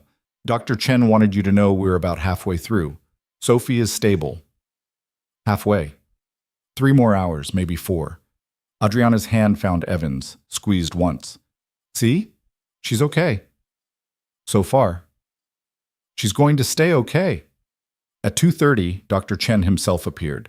Still in surgical scrubs, mask pulled down, looking tired but satisfied. She did great, he said, and Evan felt his knees almost give out. The repair went exactly as planned. Her heart is responding well. She'll be in recovery for a few hours, then we'll move her to ICU. You can see her tonight, but she'll be pretty out of it. But she's okay? Evan heard himself ask. She's going to be okay? She's going to be fine. Full recovery will take time, but the surgery was a success. Your daughter's very strong, Mr. Brooks. Evan sat down hard in the nearest chair and put his head in his hands. Adriana's hand was on his shoulder, steady. Thank you, he managed. Thank you so much. Dr. Chen smiled. It's what I do. I'll check on her in a bit, let you know when you can go in. He left. Evan sat there, breathing hard, trying to process that it was over, that Sophie had survived, that she was going to be okay. Hey, Adriana said softly. She made it. Breathe. I know, His voice cracked. I didn't let myself believe she'd actually make it until right now. I've been preparing for the worst for so long, I forgot how to hope for the best. Well, now you can hope. Now you can believe. Adriana sat beside him. She's going to grow up, Evan. She's going to have a normal life. Because you fought for her. Because you did whatever it took. Because you paid for it. We both did what we had to do. She looked at him. And it worked. They sat in silence for a long time. Other families came and went, living their own nightmares and miracles. The afternoon light shifted through the windows. I should go, Adriana said eventually. Let you have this moment with her. This is family time. You don't have to leave. Yes, I do. This weekend is over. The deal is done. You don't need me anymore. What if I want you here? The words came out before Evan could stop them. Adriana froze. What? What if I want you here? He said again, slower. Not because of any deal. Not because you paid for Sophie's surgery. Just because I want you here. Evan, don't. Don't what? Don't make this complicated. Don't turn it into something it's not. She stood up, grabbing her coat. This weekend was an arrangement, a transaction. It served its purpose. Your daughter is going to live. That's what matters. Everything else, anything you think you're feeling, it's just adrenaline and relief and gratitude. It's not real. How do you know? Because it can't be real. Because I paid you to pretend to care about me. You can't build anything real on that foundation. Maybe not. But that doesn't mean what I'm feeling right now isn't real. Evan stood up, faced her. I spent 3 days pretending to be your boyfriend, and somewhere in there it stopped being pretend. At least for me. Maybe that makes me an idiot.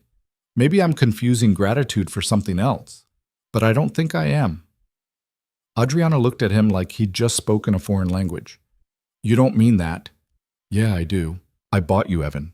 I bought your cooperation, your time, your willingness to lie to my family. That's not romantic. That's not the foundation for anything real. No, it's not. But you also sat with my daughter yesterday and asked her about her rocks. You texted me at 4 in the morning because you knew I couldn't sleep. You showed up here today when you didn't have to. That wasn't part of the deal. That was just you. Stop. Why? Because it scares you? Because you might actually have to feel something? Because it's pointless. Her voice rose, echoing in the waiting room. Because even if you're right, even if there's something here, it can't work. You're a single father barely making ends meet. I run a billion-dollar company. We live in different worlds, and She stopped. I'm not good at this. At letting people in. At trusting that they'll stay. Marcus didn't stay. He left me. He died and left me alone, and I can't do that again. I'm not Marcus. I know, but you could still leave. You could change your mind. You could wake up one day and realize that dating a woman who paid you to pretend to love her is insane and walk away. And I can't, her voice broke. I can't be the person who gets left again. I won't survive it. Evan took a step closer. What if I promise I won't leave? You can't promise that. Nobody can. You're right. I can't promise forever, but I can promise today and tomorrow and the day after that. I can promise to show up, to be honest, to try. That's all anyone can promise. He paused. I'm scared too, terrified actually. But Sophie just survived 8 hours of heart surgery. If she can be that brave, so can I. Adriana stared at him, eyes bright with something that might have been tears. This is crazy. Yeah, but most good things are. She didn't say anything, just stood there, frozen, walls up, every defense she'd ever built between herself and vulnerability locked firmly in place. Then, so quietly, he almost didn't hear it. What if I screw this up? What if I'm so bad at this that I hurt you? Hurt Sophie? Then we'll deal with it, together. That's how relationships work. I don't know how relationships work. I haven't had one in 7 years. Lucky for you, Evan said. I've been single for 6. We can figure it out together. Adriana laughed, wet and broken. You're insane. Probably. She looked at him for a long moment. Then, like she was stepping off a cliff, she closed the distance between them and kissed him. It was brief, almost chaste, but it felt like something irreversible, like a decision made. When she pulled back, her walls were still up, but there were cracks now, real ones. I'm terrible at this, she warned. So am I. I work 80-hour weeks. I'm controlling. I don't know how to share space or compromise. I'll probably drive you crazy within a month. Probably. And my family. They'll have opinions. They'll want to be involved. They'll probably throw us an engagement party before we've even been on a real date. Sounds like a problem for future us. Adriana smiled despite herself. You're really not going to change your mind? Not today. What about tomorrow? Ask me tomorrow. They stood there in the hospital waiting room, surrounded by strangers and fluorescent lights, and the lingering smell of antiseptic, and something fragile and real began to form between them. A nurse appeared. Mr. Brooks? Sophie's awake. You can see her now. Evan looked at Adriana. Come with me? I shouldn't. That's your moment. Come with me, he said again. Please. She hesitated, then nodded. They followed the nurse to ICU, to a room where Sophie lay pale and small in a hospital bed, tubes and monitors everywhere, but her eyes open and alert. Dad, she said, her voice rough from intubation. Hey, Bug, you did it. You were so brave. Evan took her hand carefully, mindful of the IV. Sophie's eyes found Adriana standing in the doorway. "You came." "Of course I came," Adriana said, stepping closer. "Had to make sure you were okay. Dr. Chen said my heart is fixed, said I can run now, when I'm healed." "That's amazing. Are you and my dad?" Sophie's eyes, still sharp despite the medication, moved between them. "Are you real now? Not just pretend?" Evan and Adriana looked at each other. He could see the fear still there, the uncertainty, but also something else, something like hope. "Yeah," Adriana said finally. "I think we're real now." Sophie smiled, satisfied. "Good. You make him less sad." Then her eyes drifted closed, exhaustion claiming her. They stood on either side of her bed, this small person who'd survived impossible odds, who'd somehow brought two broken people together. And for the first time in a long time, Evan let himself believe that maybe, just maybe, everything was going to work out. Real turned out to be harder than pretend. The first week after Sophie's surgery was a blur of hospital visits, medication schedules, and incremental improvements that felt monumental. Sophie's color came back. Her energy returned in small bursts. The monitors showed a heart that was finally doing its job without strain. Dr. Chen called it a textbook recovery, which Evan took to mean his daughter was going to live. Adriana showed up every day. Not all day. She still had a company to run, meetings that couldn't be rescheduled, decisions that required her presence. But she came. Morning coffee runs before Evan had even left for the hospital, lunch deliveries that were better than cafeteria food, late evening visits when Sophie was asleep and Evan was running on fumes, bringing takeout, and sitting with him in uncomfortable plastic chairs like it was the most natural thing in the world. "You don't have to keep coming," Evan said on the fourth day, watching her unpack Thai food from containers that probably cost more than his weekly grocery budget. "I know. You have work, actual important work, board meetings and whatever it is CEOs do." "I'm aware of my schedule, thanks." She handed him a container of pad Thai. "Eat. You look like you haven't slept in days." "I haven't, but that's not the point." "Then what is the point?" Evan set down the food.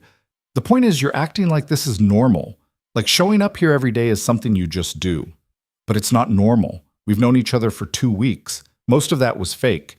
And now you're, what, playing house? Making sure you get your money's worth?" The words came out harsher than he intended. Adriana's expression went carefully neutral. "Is that what you think I'm doing?" "I don't know what you're doing. That's the problem." She was quiet for a long moment. Then she stood up, grabbed her coat. "You're right. This is too much, too fast. I'm overstepping. I'll give you space." "Adriana, wait. No, you're right. I don't know how to do this. I don't know what normal looks like. I thought—" She stopped, recalibrated. "I thought being here was helping. But if it's not, I should go." She was halfway to the door when Evan caught her arm. "I'm an idiot," he said. "I'm sorry. I'm exhausted and scared, and I don't know how to handle the fact that you're being amazing, and I can't figure out why." "Because I care about you," Adriana said simply. "Both of you." "Is that really so hard to believe?" "Yeah, actually, it is. Because 2 weeks ago you were buying my cooperation for a weekend. Now you're bringing me dinner every night and sitting in a hospital room like you belong here. It doesn't make sense." "It doesn't have to make sense. It just has to be true." She pulled her arm free but didn't leave. "Look, I know this is weird. I know we started this whole thing in the most messed up way possible. But I meant what I said in the waiting room. I'm terrible at this. I don't know the right amount of showing up. I don't know if I'm being too much or not enough, but I'm trying. And if you need me to back off, I will. Just tell me what you need." Evan looked at her. This woman who ran a billion-dollar empire with ruthless efficiency but couldn't figure out how to date someone without second-guessing every move. "I need you to stay," he said quietly. "I need you to keep showing up. I just also need to know this isn't some guilt thing, that you're not here because you feel obligated. I'm here because when I'm not here, I'm thinking about being here. I'm here because your daughter asked me if I play games, and it was the most genuine conversation I've had in years. I'm here because you scare the hell out of me, and I have no idea what I'm doing, but I don't want to stop doing it." She took a breath. "Is that clear enough?" "Yeah, that works." She sat back down, handed him the pad Thai again. "Then eat, and stop overthinking this." "You're one to talk." I'm a hypocrite. It's part of my charm. They ate in silence, the tension draining out of the room. Sophie slept in the bed between them, monitors beeping steadily, proof that some impossible things actually worked out. Your mom called me, Adriana said eventually. Evan nearly choked on his noodles. What? Eleanor. She wanted to know how Sophie was doing, how you were doing. She seemed concerned that I hadn't mentioned anything about the surgery beforehand. What did you tell her? That it was complicated, that we were still figuring things out, but Sophie was recovering well. Adriana set down her fork. She invited us to Sunday dinner next week, both of you, said she wants to meet Sophie properly. We can't do that. Why not? Because your family thinks we're in a real relationship. They think this has been going on for months. If we show up with Sophie, they're going to expect, I don't know, engagement announcements and future planning and all the things people in actual long-term relationships do. So we tell them the truth. Evan stared at her. You want to tell your parents we lied to them? That the whole weekend was fake? No. I want to tell them the weekend started as something practical and turned into something real, which is true. Adriana met his eyes. I'm not going to keep lying to them. Not about this. They deserve to know what's actually happening. And what is actually happening? I'm dating a single father who drives me crazy and makes me want to be better than I am. His daughter's recovering from major surgery. We're figuring out how to build something real from a foundation that was definitely not real. It's messy and complicated and probably doomed, but it's honest. She paused. Is that accurate? Probably doomed? I'm being realistic. We're a terrible match on paper. Good thing life's not on paper. Adriana almost smiled. So, Sunday dinner, yes or no? Evan thought about it. About walking into that estate again, this time with Sophie. About facing Richard and Eleanor and Daniel with the truth instead of a performance.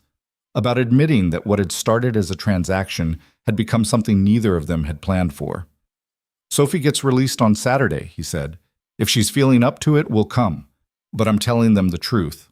All of it. The deal, the payment, everything. Agreed. They're going to be pissed.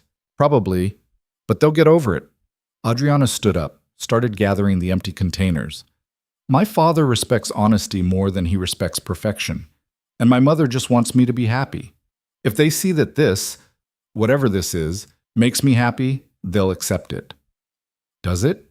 Make you happy? She looked at him for a long moment. I don't know yet. Ask me again in a month. Fair enough. She left around midnight after Sophie woke up briefly and asked for water and told Adriana about a dream she'd had involving unicorns and pizza. Adriana listened with the kind of attention most people reserve for TED Talks, asked follow-up questions about the unicorn's dietary preferences, and promised to bring Sophie a book about mythical creatures. She's really staying? Sophie asked after Adriana had gone, her voice drowsy with medication. Looks like it. Good. I like her. She listens like she actually cares. She does care. Then you should keep her. Sophie's eyes were already closing. Don't mess it up, Dad. I'll try not to. By Saturday, Sophie was stable enough to go home with strict instructions about rest, medication, and follow-up appointments. Evan carried her up the 3 flights of stairs to their apartment, trying not to think about how light she still was, how fragile. I can walk, Sophie protested. I know. Let me do this anyway. Mrs. Chen had cleaned the apartment and stocked the fridge and left a note saying she'd check in tomorrow. The place felt smaller than Evan remembered, shabbier, but it was home. Sophie settled on the couch with her tablet and a pile of pillows, looking more like herself than she had in weeks. Can we invite Adriana over? She asked. For dinner or something? She's coming tomorrow. We're going to her parents' house. Sophie's eyes went wide. Really? The fancy house with the lake? Yeah, they want to meet you. Are you nervous? Terrified. Why? You already met them. This is different. This time we're telling them the truth about how we met, about why I was there that weekend. Sophie considered this. What's the truth? Evan sat down beside her, trying to figure out how to explain this to an 8-year-old. The truth is that Adriana needed someone to pretend to be her boyfriend for a weekend, and I agreed because she offered to pay for your surgery. Sophie was quiet, processing. So you were fake dating her? At first, yeah. But now you're real dating her? Now we're trying to figure out if we can be real dating her. That's weird. Very weird. But you like her, right? For real? Evan thought about Adriana showing up at the hospital every day. About the way she'd sat with Sophie and talked about unicorns like it mattered. About the fear in her eyes when she'd admitted she didn't know how to do this. Yeah, Bug, I like her for real. Then it doesn't matter how you met. It just matters that you found each other. Sophie said it with the absolute certainty of a child who hadn't learned yet that life was complicated. The fancy people will understand, and if they don't, they're dumb. Don't call people dumb. You know what I mean. Sunday arrived cold and gray, typical March weather that couldn't decide if it was still winter or trying to be spring. Adriana picked them up at 10 in a car that was definitely hers this time, not a hired town car, a sleek black sedan that probably cost more than Evan would make in 5 years. Sophie was fascinated by everything. The leather seats, the dashboard that looked like a spaceship, the way the car started with a button instead of a key. This is so cool, she breathed. Do you drive this every day? Usually, Adriana said, pulling into traffic. But I take the train sometimes when traffic is bad. Do you have other cars? One other. A vintage Porsche my father gave me when I graduated college. I don't drive it much. Sophie looked at Evan with wide eyes that clearly said she has a Porsche, and Evan just shrugged because what was he supposed to say to that? The drive to Lake Geneva felt different this time. Less like heading toward a performance and more like walking into something real. Adriana was quieter than usual, hands tight on the steering wheel, clearly nervous. They're going to have questions, she said, about the surgery, about how Sophie's feeling, about our relationship. Just be honest. That's all we can do. We will be. And if it goes badly, it won't.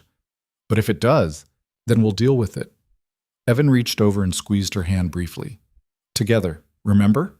She nodded, but the tension didn't leave her shoulders. The estate looked less imposing in daylight, or maybe Evan was just getting used to wealth that didn't know it should be embarrassed about itself.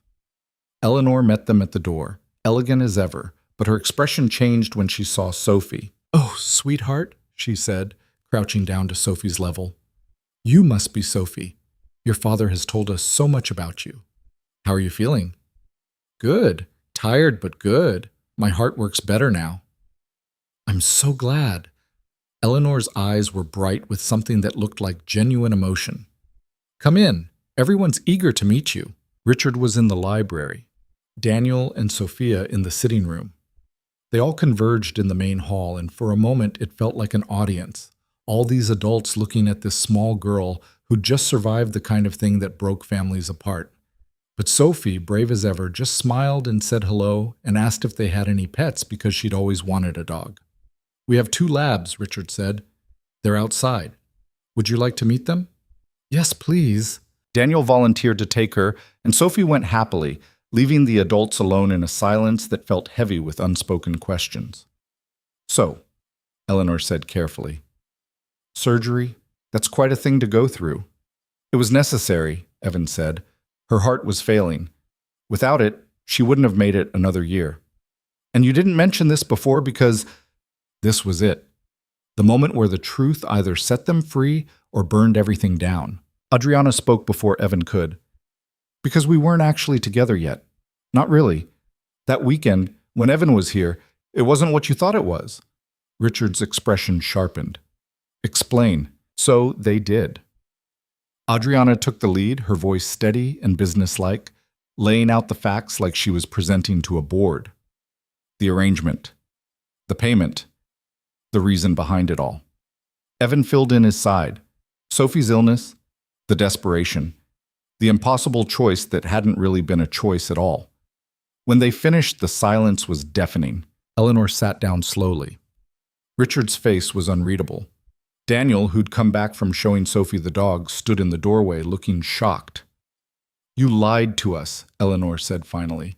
"For 3 days you looked us in the eye and lied." "Yes," Adriana said. "I did, and I'm sorry. But I was desperate too. You and Dad were worried about me, pushing me to date, to move on from Marcus. And I couldn't. I didn't know how. So I took the easy way out. I hired someone." "You didn't hire me," Evan corrected. "You made a deal. I needed help. You needed a weekend. We both got what we needed. And now, Richard asked, his voice dangerously quiet. What is this now? Another arrangement? Another transaction? No, Adriana said firmly. Now it's real. It started as something practical and became something neither of us expected. But it's real. How can we trust that? How can we believe anything you tell us now? Eleanor's voice cracked slightly. You brought this man into our home. You introduced him as someone you cared about. You let us believe you were finally healing, finally moving forward. And it was all a performance. At first, yes, but it stopped being a performance somewhere in the middle. Adriana looked at her mother directly. I know you're hurt. You have every right to be, but I'm not going to apologize for what came out of it. Evan's daughter got the surgery she needed. I got to know someone who sees me as more than my job title. And yes, I lied to get there. But what we have now is honest. Is it? Richard turned to Evan. How do we know you're not still in this for practical reasons? My daughter paid for your daughter's surgery. That's a significant debt. There's no debt, Evan said. Adriana made that clear from the beginning. The surgery was paid regardless of what happened after. I'm here because I want to be. Because your daughter is brilliant and frustrating and scared of everything but won't admit it. Because she shows up. Because she makes me want to try again at something I thought I was done with. Pretty words, Richard said. But words are easy. You want proof? Fine. Here's proof. I'm standing in your house telling you I lied to you. I could have kept the lie going. Could have shown up here with Sophie and smiled and played the part. But I didn't. Because Adriana deserves a relationship built on truth, even when the truth is uncomfortable. And because you deserve to know who your daughter is actually dating. Richard studied him for a long moment. Then he looked at Adriana. You care about him, genuinely. I do. And this isn't about the company or maintaining appearances or any of the usual calculations. No, this is me being terrified and doing it anyway. This is me trying to be the person you've wanted me to be for 7 years. Someone who lets people in, who takes risks, who actually lives instead of just working. Eleanor stood up and walked to the window, looking out at the lake. Her shoulders were tight. I'm angry, she said quietly. I'm hurt that you lied, but I'm also... She turned back to them. I'm also relieved.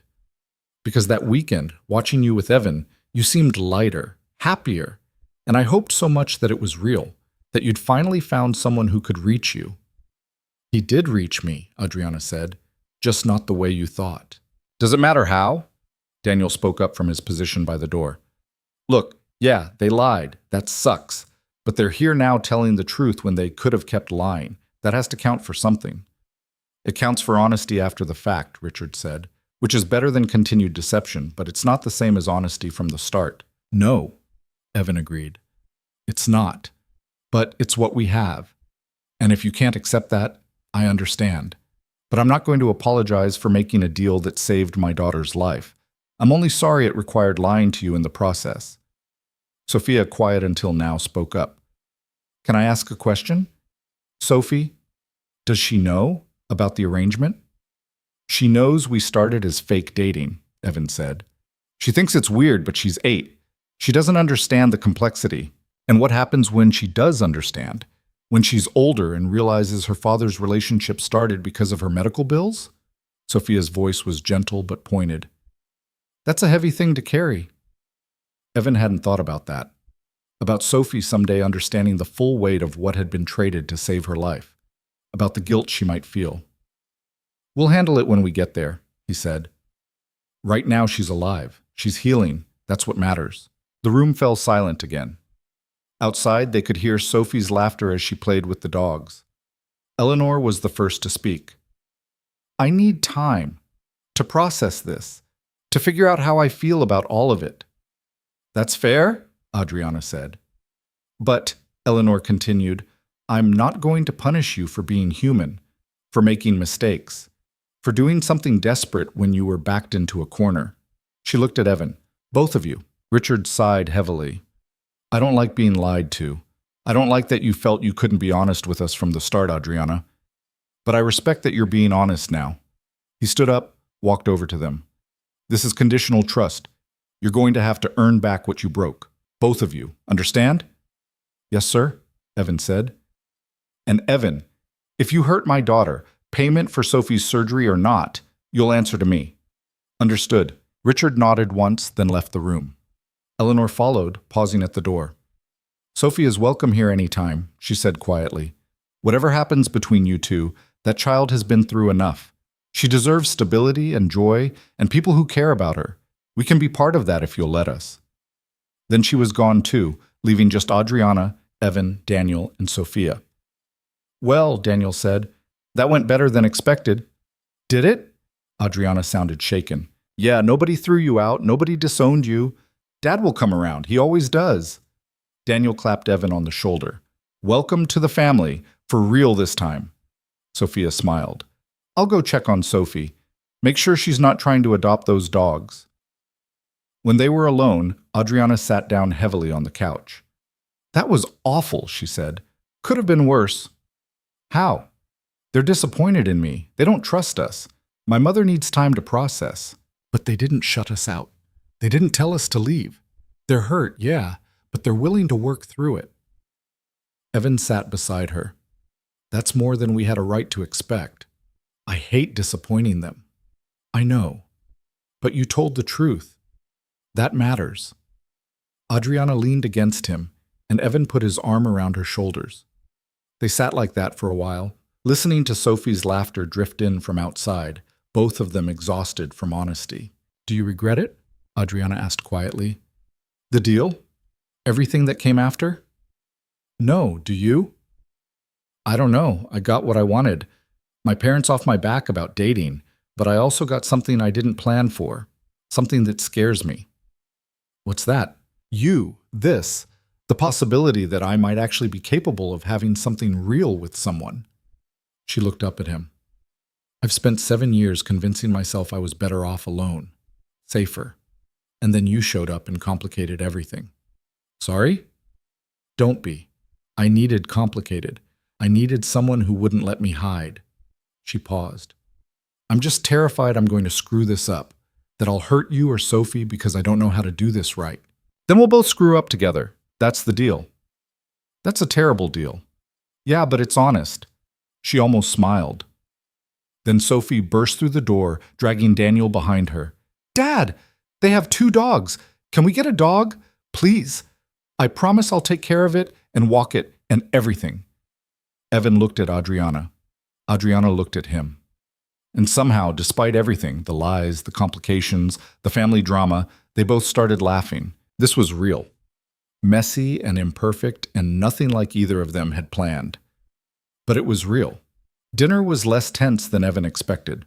Sophie's presence helped.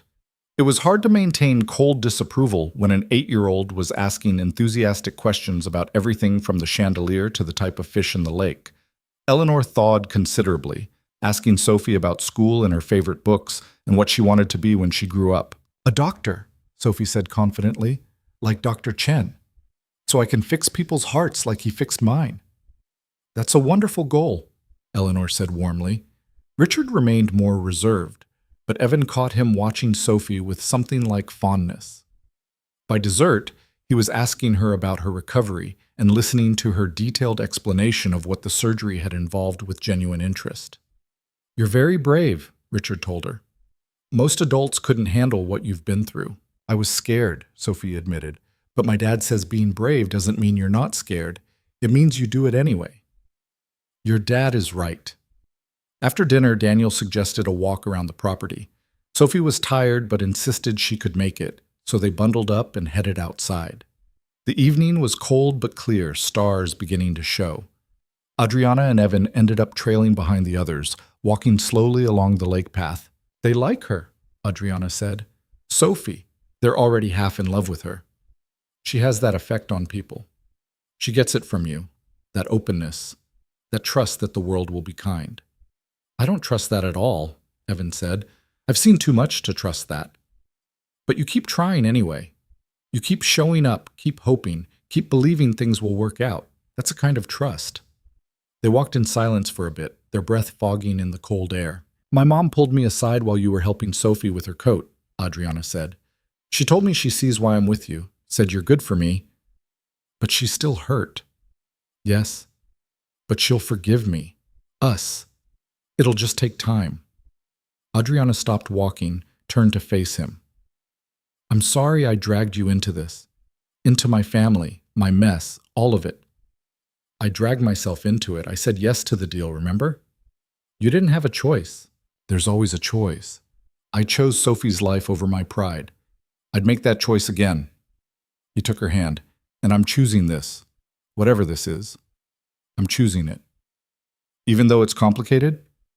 Especially because it's complicated. Easy things don't matter as much.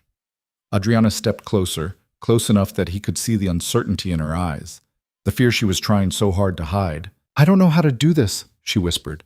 I don't know how to be someone's girlfriend. I don't know how to date. I don't know how to balance my work with having an actual life. I'm going to mess this up. Probably. That's not reassuring. I'm going to mess it up too. I'm going to get jealous of your work. I'm going to feel inadequate because you're successful and I'm barely keeping it together. I'm going to worry that you'll wake up one day and realize you could do better. He pulled her closer. But I'm willing to mess it up if you are. That's the worst sales pitch I've ever heard. I'm not selling anything. I'm just being honest. She kissed him then, cold and tentative and real. When she pulled back, her walls were still there, but they were crumbling. Okay, she said, let's mess this up together. They walked back to the house hand in hand and found the others gathered in the warm library. Sophie was asleep on the couch, the dogs curled up at her feet. Eleanor had covered her with a blanket. She's out, Daniel said quietly. Played herself into exhaustion. Evan went to pick her up, but Richard stopped him. Stay the night, he said. Both of you, it's late. Sophie shouldn't be traveling when she's this tired. We have plenty of room. Adriana looked at Evan. He could see the question there. Was this okay? Could they handle staying here, in this house, where they'd first lied to these people? If it's not too much trouble, Evan said. No trouble at all. Eleanor stood. I'll have Marie prepare rooms. One room is fine, Adriana said, and Eleanor raised an eyebrow but didn't comment. They carried Sophie upstairs together, tucked her into a bed that was bigger than Evan's entire bedroom. She barely stirred, exhausted from the day. She's going to be okay, Adriana said, watching Sophie sleep. Really okay. A normal life. Yeah, thanks to you. Thanks to us. We both got her here. They stood in the doorway for a moment, watching this small person who'd survived impossible odds, who'd somehow brought them together. Then they went to their own room, the guest suite Adriana had stayed in that first weekend, and lay in the dark, not touching, just breathing. I'm terrified, Adriana said into the darkness. Me too. What if this doesn't work? What if it does? She rolled over to face him. You're annoyingly optimistic. One of us has to be. I'm not good at optimism. I'm good at contingency planning and risk assessment and preparing for worst-case scenarios. Then prepare for this. I'm not going anywhere. Not tomorrow, not next week, not when things get hard. I'm here. You can't promise that. I just did. She was quiet for a long time. Then, so softly, he almost missed it. Okay. I'm here too. They fell asleep like that. Two people who'd started as a transaction and become something real, something fragile, something worth fighting for. And in the room down the hall, Sophie slept peacefully, her fixed heart beating strong and steady, proof that sometimes impossible things actually worked out. The next morning, they drove back to the city through a world that looked brighter somehow. Sophie chattered about the dogs and the fancy house and how Eleanor had promised to teach her to bake something called croquembouche, which Sophie couldn't pronounce but was very excited about. Evan and Adriana listened, occasionally catching each other's eyes in the rearview mirror, smiling like they had a secret. Because they did. They'd built something real from the wreckage of a lie. They'd chosen honesty when it would have been easier to keep pretending. And they'd somehow convinced themselves that maybe, just maybe, this crazy thing could work. It wouldn't be easy. Adriana's work would always be demanding. Evan's life would always be complicated. Sophie's health would require vigilance. The families would have opinions. The world would have questions. But for now, driving through the morning light with Sophie singing off-key in the back seat and Adriana's hand in his, Evan let himself believe. Not in perfection, not in easy, just in real. And real was enough. 6 months felt like both forever and no time at all. Sophie's recovery continued in increments. First steps without getting winded, then whole afternoons playing without needing rest, then actual running, the kind where she laughed so hard she could barely breathe, but her heart kept up just fine. Dr. Chen called her his star patient. Evan just called her a miracle and tried not to cry every time he watched her do something normal kids took for granted. The relationship with Adriana was harder to measure. There was no clear trajectory, no steady progression from complicated to simple. Some days it felt easy. She'd show up at the apartment with pizza, and they'd watch movies with Sophie, all three of them crammed on the couch like an actual family. Other days, the distance between their worlds felt insurmountable. She'd cancel plans because of emergency board meetings. He'd snap at her for not understanding what it meant to live paycheck to paycheck. They'd fight about stupid things. Whose apartment to stay at, whether Sophie needed private school, how much was too much when it came to gifts. You can't just buy her a laptop, Evan said on one particularly frustrating Tuesday in July. She's 8. She doesn't need a $1,000 computer. It's for educational programs, Adriana shot back. And it wasn't $1,000, it was $1,200. There's a difference. Yeah, the difference is I can't afford to buy her things like that, and you can. And every time you do, it reminds both of us that we're from completely different planets. So I'm just supposed to pretend I don't have money? Not help when I can help? I'm not asking you to pretend. I'm asking you to check with me before you make decisions about my daughter. They were standing in his kitchen, voices rising, frustration on both sides. Sophie was at a friend's house, which was the only reason they were having this conversation at volume. She's not just your daughter anymore, Adriana said, and then stopped, eyes widening like she'd surprised herself. Evan stared at her. What? I didn't mean... That came out wrong. Obviously, she's your daughter. I'm not trying to... Adriana ran her hands through her hair, a tell that meant she was rattled. I just mean that I care about her too. That when I see something she needs, I want to provide it. Not because I'm trying to overstep or buy your affection or whatever you think I'm doing. Just because I care. I know you care. That's not the problem. Then what is the problem? Evan leaned against the counter, suddenly exhausted. The problem is I don't know how to do this. How to be with someone who can solve most problems by writing a check. How to accept help without feeling like I'm failing as a father. How to let you be part of Sophie's life without losing my own authority as her parent. You think I know how to do this?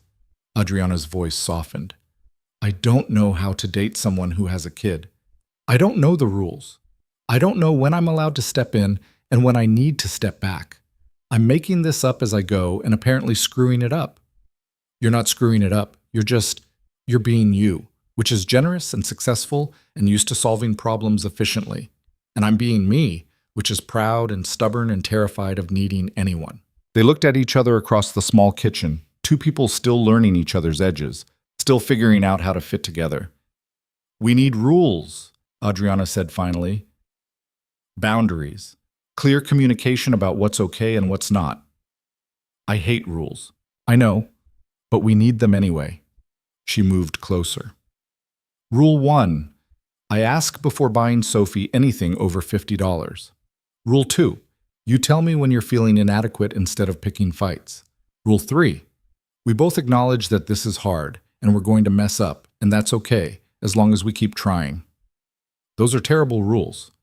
You come up with better ones then. Evan pulled her close, felt some of the tension drain out of both of them. How about this? We stop trying to be perfect and just try to be honest. When something bothers us, we say it. When we need space, we ask for it. When we're scared, we admit it, instead of pretending we're fine. That's terrifying. Yeah, but it's better than fighting about laptops. Adriana laughed despite herself. Keep the laptop, but next time I'll ask first. Deal. They kissed, and it felt like resolution, temporary as it probably was. This was the pattern they'd fallen into. Tension, argument, honesty, resolution, over and over. Learning each other slowly, painfully, in ways that felt more real than any romance movie had ever suggested was possible. Work was another complication. Evan had quit the warehouse job in May after Adriana pointed out that working overnight shifts was killing him. And he had options now. The fight that followed had lasted 3 days. Him accusing her of thinking his job wasn't good enough. Her accusing him of being too proud to accept that life could be easier. Both of them missing the actual point until Sophie had walked into the kitchen and asked why they were yelling at each other when they were supposed to be in love. The silence that followed had been deafening. Are you in love? Sophie had asked, looking between them with those too perceptive 8-year-old eyes. Because you fight a lot, but you also look at each other weird when you think nobody's watching. Evan and Adriana had exchanged glances. Neither of them had said the words yet. 6 months in, and they'd carefully danced around anything that felt too permanent, too vulnerable. Yeah, Bug, Evan had said quietly. I think we are. Good. Then stop fighting about dumb stuff. Sophie had grabbed a juice box from the fridge and walked out, leaving them alone with that confession hanging in the air. So, Adriana had said eventually, we're in love. Apparently. That's inconvenient. Very. Makes it harder to walk away when things get tough. That's kind of the point. She'd smiled then, real and unguarded. I love you too, just so we're clear. Yeah, I got that. The warehouse job had ended the next week. Adriana had offered to help him find something better, not through her connections, just through job boards and resume advice and interview prep. Evan had accepted grudgingly and landed a position managing logistics for a small manufacturing company. Better hours. Better pay. Benefits that actually covered things. It still wasn't Sterling Capital CEO money, but it was enough to stop feeling like he was drowning. I'm proud of you, Adriana had said when he got the offer. You did this yourself. You helped. I gave advice. You did the work. It was a small distinction, but it mattered. They were learning how to help each other without one of them always being the rescuer and the other always being rescued. By August, Sophie was well enough to start thinking about school in the fall. The public school in their district was fine, but Adriana had mentioned carefully, like she was diffusing a bomb, that there were private schools with better resources, smaller class sizes, programs for kids who'd had medical trauma. Here we go again, Evan had muttered. I'm just presenting options. We don't have to be... How much does it cost? It doesn't matter. It matters to me. Adriana had pulled up the tuition information on her tablet. The number had made Evan's stomach drop. I can't afford that. Not even close. I know, but I can. And before you get proud about it, just listen. Sophie has been through something traumatic. She's going to need support. The public school is fine, but this place has counselors who specialize in medical recovery. Smaller classes, so she won't get lost. Programs that actually challenge her. She deserves that. She deserves a lot of things I can't give her. So let me give them to her. Adriana had taken his hand. This isn't about you. It's about what's best for Sophie.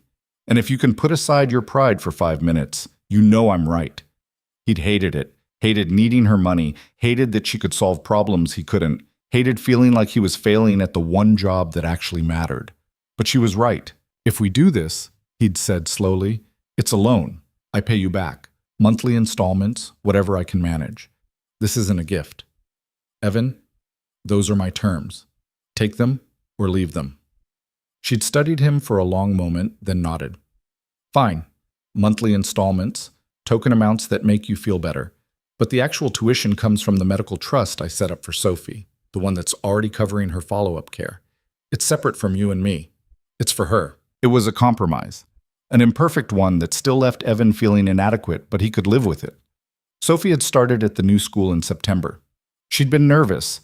New kids, new teachers, new everything. But within 2 weeks she was thriving, making friends, joining clubs, coming home with stories about science experiments and art projects, and a girl named Maya, who also liked unicorns and building things. She's happy, Adriana had said, watching Sophie chatter over dinner about her day. Really happy. Yeah, thanks to you. Thanks to us. We're a team, remember? A team. 6 months ago, that would have sounded absurd. Now it just sounded right. The real test came in October when Eleanor called and invited them all to Thanksgiving at the estate. That's a family holiday, Evan had said when Adriana told him. Are you sure we're ready for that? Ready or not, they're expecting us. All of us. She'd looked at him seriously. This is them accepting that we're together, that Sophie's part of this family now. If we say no, it sends a message. What if I'm not ready for Sophie to be part of your family? What if it's too much, too fast? Then we'll deal with it. But Evan, they love her. They've loved her since the moment they met her. And she deserves to have more than just you and me. She deserves grandparents who spoil her, and an uncle who teaches her terrible jokes, and a big family that shows up for holidays. Don't take that away from her because you're scared. He'd wanted to argue.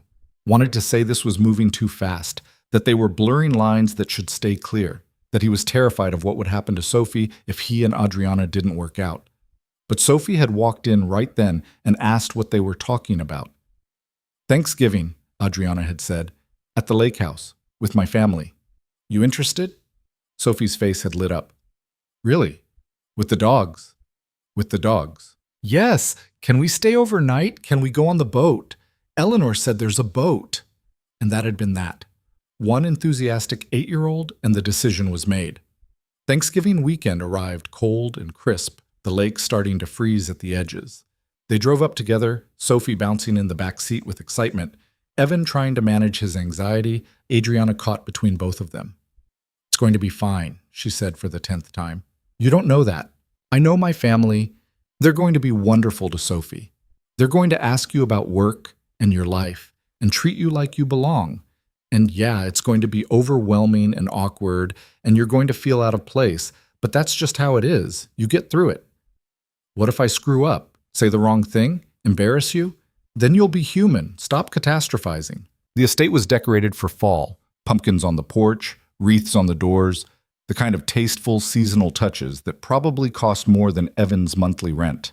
Eleanor met them at the door with hugs and enthusiasm and immediately whisked Sophie away to help with pie preparation, leaving Evan and Adriana alone with Richard. "Son," Richard said, extending his hand. It still felt strange being called that by someone who'd once looked at him with suspicion. "Good to see you. How's the new job?" "Good. Busy? Challenging in the right ways?" "Excellent. Come, I want to show you something." He led them to his study, pulled out a folder. "I've been thinking about what you said, about meaningful work, about wanting to contribute. Sterling Capital has been exploring partnerships with smaller manufacturing firms, helping them modernize their operations. I thought you might have insights, given your background." Evan stared at the folder. "You want my advice on business operations? I want your experience. You've worked on the ground level. You know what actually works versus what sounds good in a boardroom. That's valuable." Richard's expression was sincere. "I'm not offering you charity. I'm offering you a consulting opportunity. Paid, obviously. Interested?" Evan looked at Adriana, who looked just as surprised as he felt. "I don't know anything about consulting. You know about factory floors and supply chains and what makes workers productive versus miserable? That's exactly what I need." Richard pushed the folder across his desk. "Think about it. No pressure. But the offer's genuine." Later, when they were alone in the guest room, Evan turned to Adriana. "Did you ask him to do that?" "No, I had no idea." She sat on the edge of the bed. "But that's my father. When he respects someone, he wants to work with them. It's his highest compliment. He respects me." "Yes, he does. Took him a while to get there, but he does." Evan sat beside her, the folder in his hands, trying to process that Richard Sterling, billionaire, industry titan, man who'd looked at him 6 months ago like he was something Adriana had scraped off her shoe, now wanted his professional opinion. "This is surreal. This is your life now. Get used to it." Thanksgiving dinner was chaos in the best way. The table was huge, the food was absurd, and Sophie was the center of attention. Eleanor taught her how to carve a turkey. Daniel challenged her to a gravy drinking contest that Sophia immediately vetoed. Richard asked her about school and listened to her detailed explanation of her science fair project like it was a board presentation. Evan watched his daughter bloom under all that attention and felt something in his chest loosen. This was what Adriana had meant. Sophie deserved this. The big family, the abundance, the feeling of being celebrated. After dinner, while Sophie was playing board games with Daniel and Sophia, Eleanor pulled Evan aside. "She's wonderful," Eleanor said. "You've raised an incredible child." "Thank you. I've tried my best." "It shows." Eleanor paused, choosing her words carefully. "I want to apologize for how I reacted when you told us the truth about how you and Adriana met. I was hurt, and I let that hurt turn into judgment. That wasn't fair. You had every right to be upset." "Maybe, but I should have seen past my own feelings to what was actually happening, which was that my daughter had finally found someone who saw her as a person, not as a title or a bank account. Someone who challenged her to be better, someone who made her happy." Eleanor smiled. That person was you, and I'm grateful you stuck around despite us being difficult about it. You weren't difficult, you were protective. I get it. Still, I'm sorry. And I want you to know, you're family now. You and Sophie both. Whatever happens between you and Adriana, that doesn't change. We're here. Evan felt his throat tighten. That means a lot, more than you know. Good. Now go rescue your daughter from Daniel. He's teaching her poker, and I suspect he's letting her win. That night, after Sophie had crashed in her room and the house had quieted, Evan and Adriana walked down to the lake. The dock was freezing, but they sat anyway, wrapped in blankets, watching stars reflect on dark water. Your family is something else, Evan said. They're ridiculous, but they mean well. They love Sophie. Of course they do. What's not to love? Adriana leaned against him. I've been thinking about something. Yeah? Moving in together. You and Sophie. Moving in with me. Evan went very still. That's a big step. I know, but we're at each other's places every night anyway, and Sophie's school is actually closer to my condo than your apartment. And I have space, an actual bedroom for her, room for her stuff, a doorman who knows CPR in case of emergencies. Adriana rushed through it like she was afraid he'd say no. I'm not trying to rush things. I just think it makes sense. Logistically. And emotionally. I want to wake up with you every morning. I want Sophie's drawings on my fridge. I want this to be real, not just something we're trying out. Evan thought about his apartment. 3 floors up, no elevator, walls so thin you could hear the neighbors arguing. Thought about Sophie climbing those stairs, still careful with her heart even though it was fixed. Thought about the life Adriana was offering, easier, safer, more stable. Thought about what it meant to accept. If we do this, he said slowly, we need to be clear about what it means. This isn't me moving in because you have a nicer place. This is us committing to building something together. This is me trusting that you're not going to wake up one day and regret letting us into your space. I won't regret it. You don't know that. I do. Because I love you, both of you, and I'm tired of splitting time between 2 places.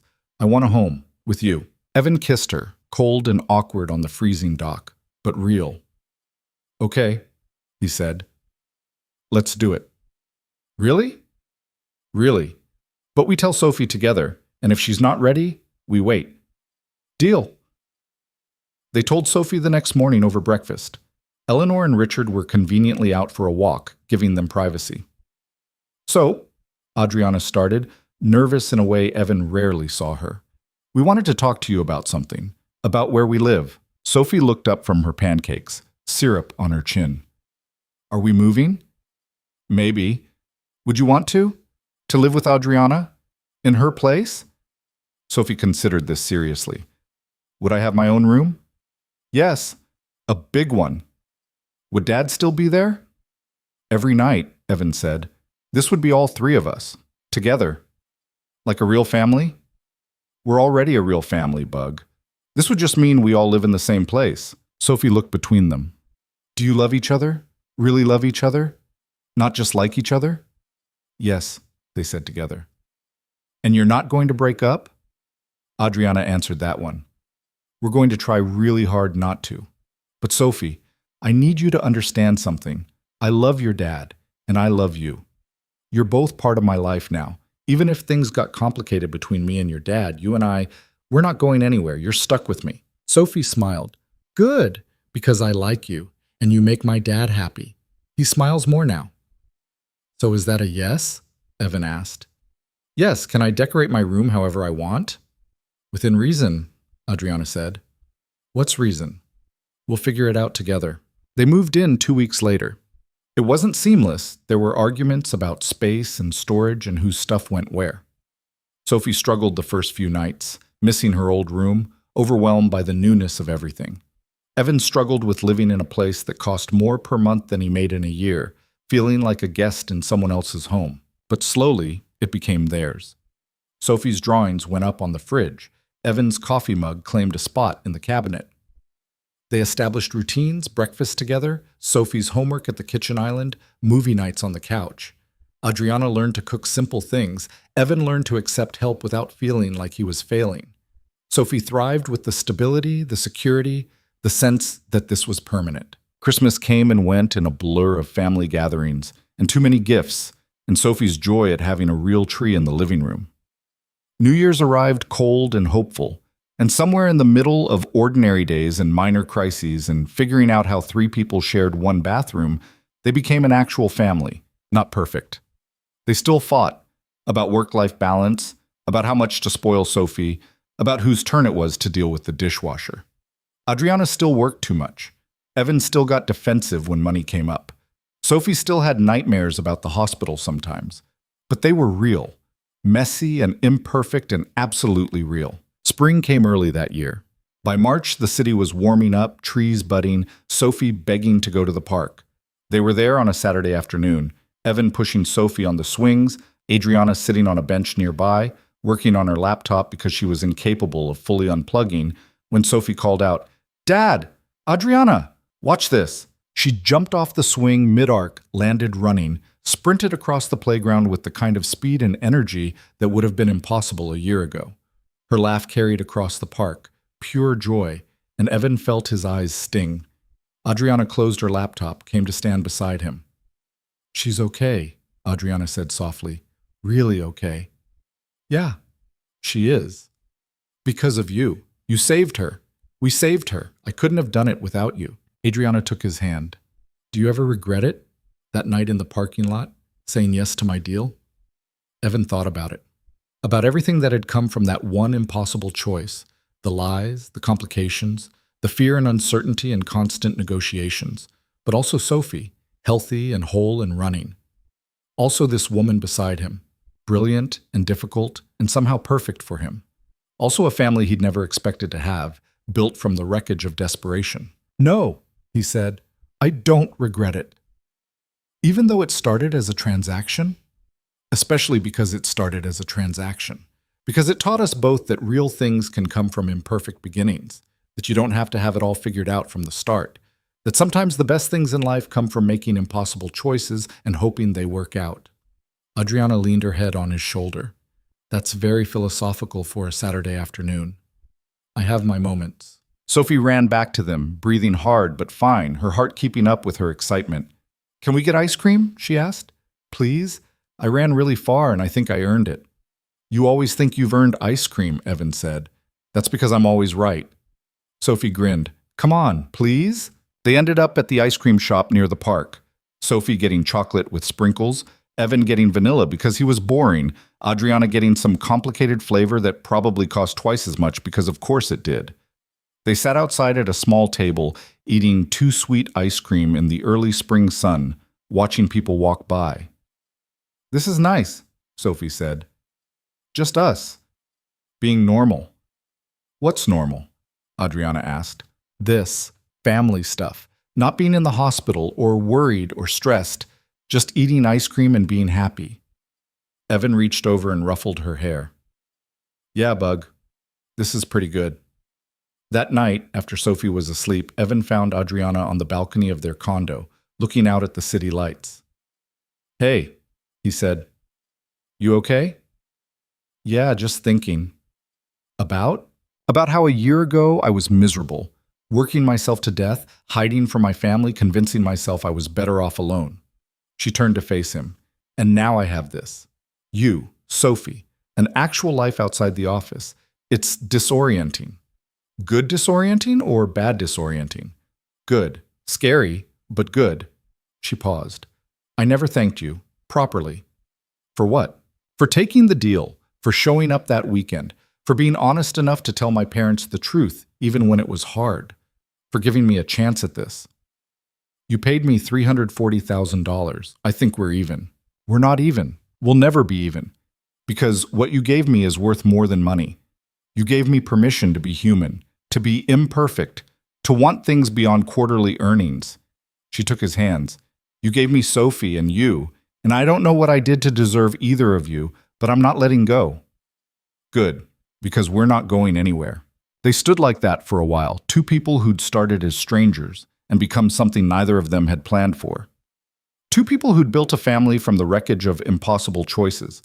Two people who'd learned that sometimes the best things in life come from the worst circumstances, if you're brave enough to let them. 6 months later, on a clear day in September, they went back to Lake Geneva. The whole family was there: Richard and Eleanor, Daniel and Sophia, and half a dozen other relatives who'd been slowly incorporated into Sophie's ever-expanding definition of family. They gathered on the same terrace where Evan and Adriana had first pretended to be a couple, where they'd stood and lied and performed for an audience that had no idea what was really happening. But today was different. Today was honest. Adriana stood beside Evan, Sophie between them, Richard and Eleanor looking on with pride, and said vows that were real. Promised forever to a man who'd agreed to fake date her for a weekend and ended up changing her entire life. Evan promised the same, promised to show up, to be honest, to keep choosing her even when things got hard, promised to build a life together that wasn't perfect, but was absolutely real. Sophie stood between them as both families merged, Evan's tiny family of two expanding to include the Sterlings and all their wealth and complications and genuine love. She held the rings, grinning like she'd orchestrated the whole thing herself. "I knew you were real," she whispered loudly when they exchanged rings. "From the very beginning, I knew." "How?" Adriana asked, laughing through tears. "Because Dad smiled different when he talked about you. And you looked at him like he was important, like he mattered." Sophie said it with the wisdom of someone who'd learned early that love wasn't about grand gestures or perfect moments. That's how you know it's real. When someone makes you feel like you matter. The ceremony was small and simple and absolutely them. No performance, no pretending, just honesty and hope, and two people who'd started in the most unlikely way possible, choosing each other again and again until it became permanent. Later, at the reception, Richard pulled Evan aside. "I was wrong about you," he said simply. "That first weekend. I thought you were genuine, but I didn't understand how much. You could have kept the lie going indefinitely, could have kept taking what Adriana offered without ever being honest. But you didn't. You chose integrity over comfort. That takes character." "I chose honesty because it was the only thing I had left to give her," Evan said. "Everything else, the money, the lifestyle, the opportunities, those were hers. But honesty? That was mine. It was the only thing I could offer that had value." And it was exactly what she needed. Richard extended his hand. "Welcome to the family. Officially." They shook, and Evan felt the last piece of distance between them close. Eleanor found him next, tears in her eyes. "Thank you," she said, "for loving my daughter, for seeing past all her walls and defenses, for being patient with her, for giving her Sophie, for giving us all Sophie." "Sophie's the easy part. Your daughter is the challenging one." Eleanor laughed. "Don't I know it? But you're good for each other. You balance her ambition with perspective. She challenges your resignation with possibility. It works." "Most days. Most days is enough. That's all marriage is, figuring out how to make most days work and forgiving each other for the days that don't." The party stretched into evening. Sophie danced with Daniel, who taught her moves that were probably inappropriate for 8-year-olds, but made her laugh so hard she nearly fell over. Sophia caught the bouquet and immediately tried to give it back. Richard made a toast about second chances and new beginnings that made half the room cry. And Evan and Adriana stood together, watching their families merge, watching Sophie thrive, watching the life they'd built from impossible circumstances become real and solid and permanent. "No regrets?"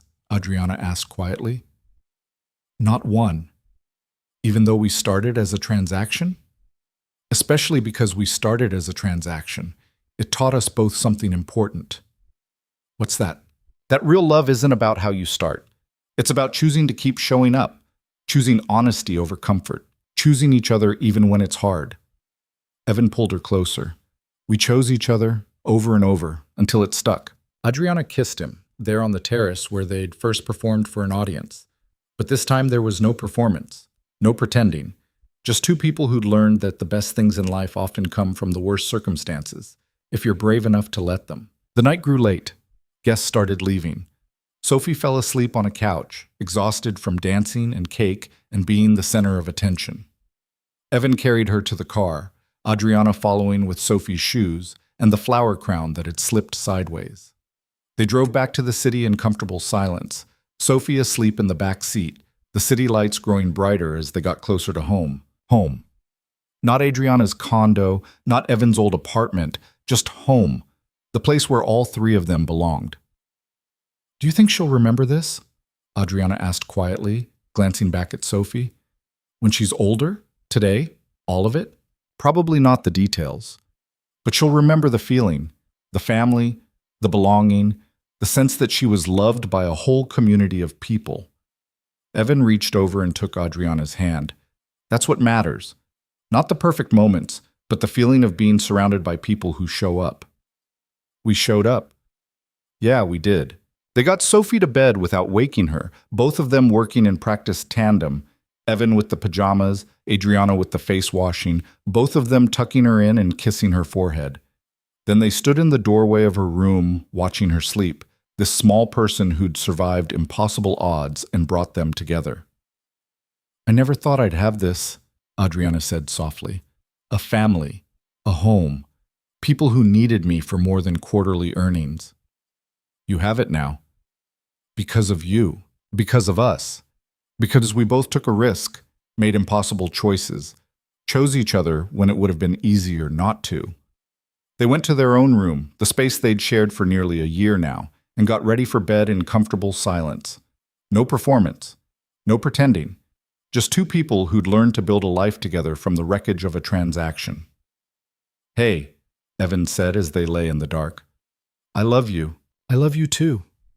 Adriana rolled over to face him. Even though you drive me crazy. Especially because I drive you crazy.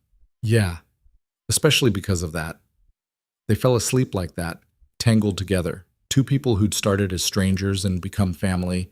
Two people who'd learned that love isn't about perfect beginnings or fairy tale moments.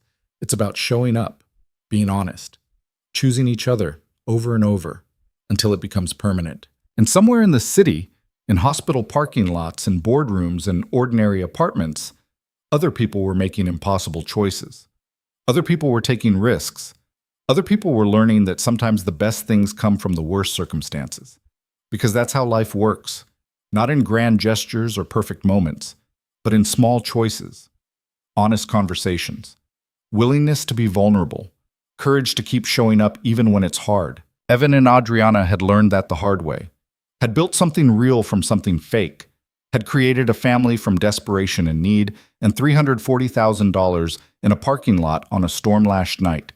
And they'd do it all again, every impossible choice, every difficult conversation, every moment of uncertainty, because what they had now, this messy, imperfect, absolutely real life, was worth every risk they'd taken to get there. Sophie woke them early the next morning, jumping on the bed with the energy of someone whose heart worked perfectly, whose life stretched out ahead full of possibility. Can we make pancakes? She asked. The fancy kind with chocolate chips? It's Sunday, Evan groaned. Don't you want to sleep in? Nope. I want pancakes, and I want you guys to make them together because you're married now, and that's what married people do. Adriana laughed. Is that what married people do? Yes. Married people make pancakes together and don't fight about whose recipe is better. We don't have different recipes, Evan said. You will. That's how marriage works. You get different opinions about pancakes and then you compromise. Sophie bounced off the bed. Come on, I'm hungry. They made pancakes together in their kitchen. The three of them crowded around the stove, arguing about chocolate chip distribution and whether the heat was too high and who made the best flip. They made a mess. They burned 2 batches. They laughed until they could barely breathe.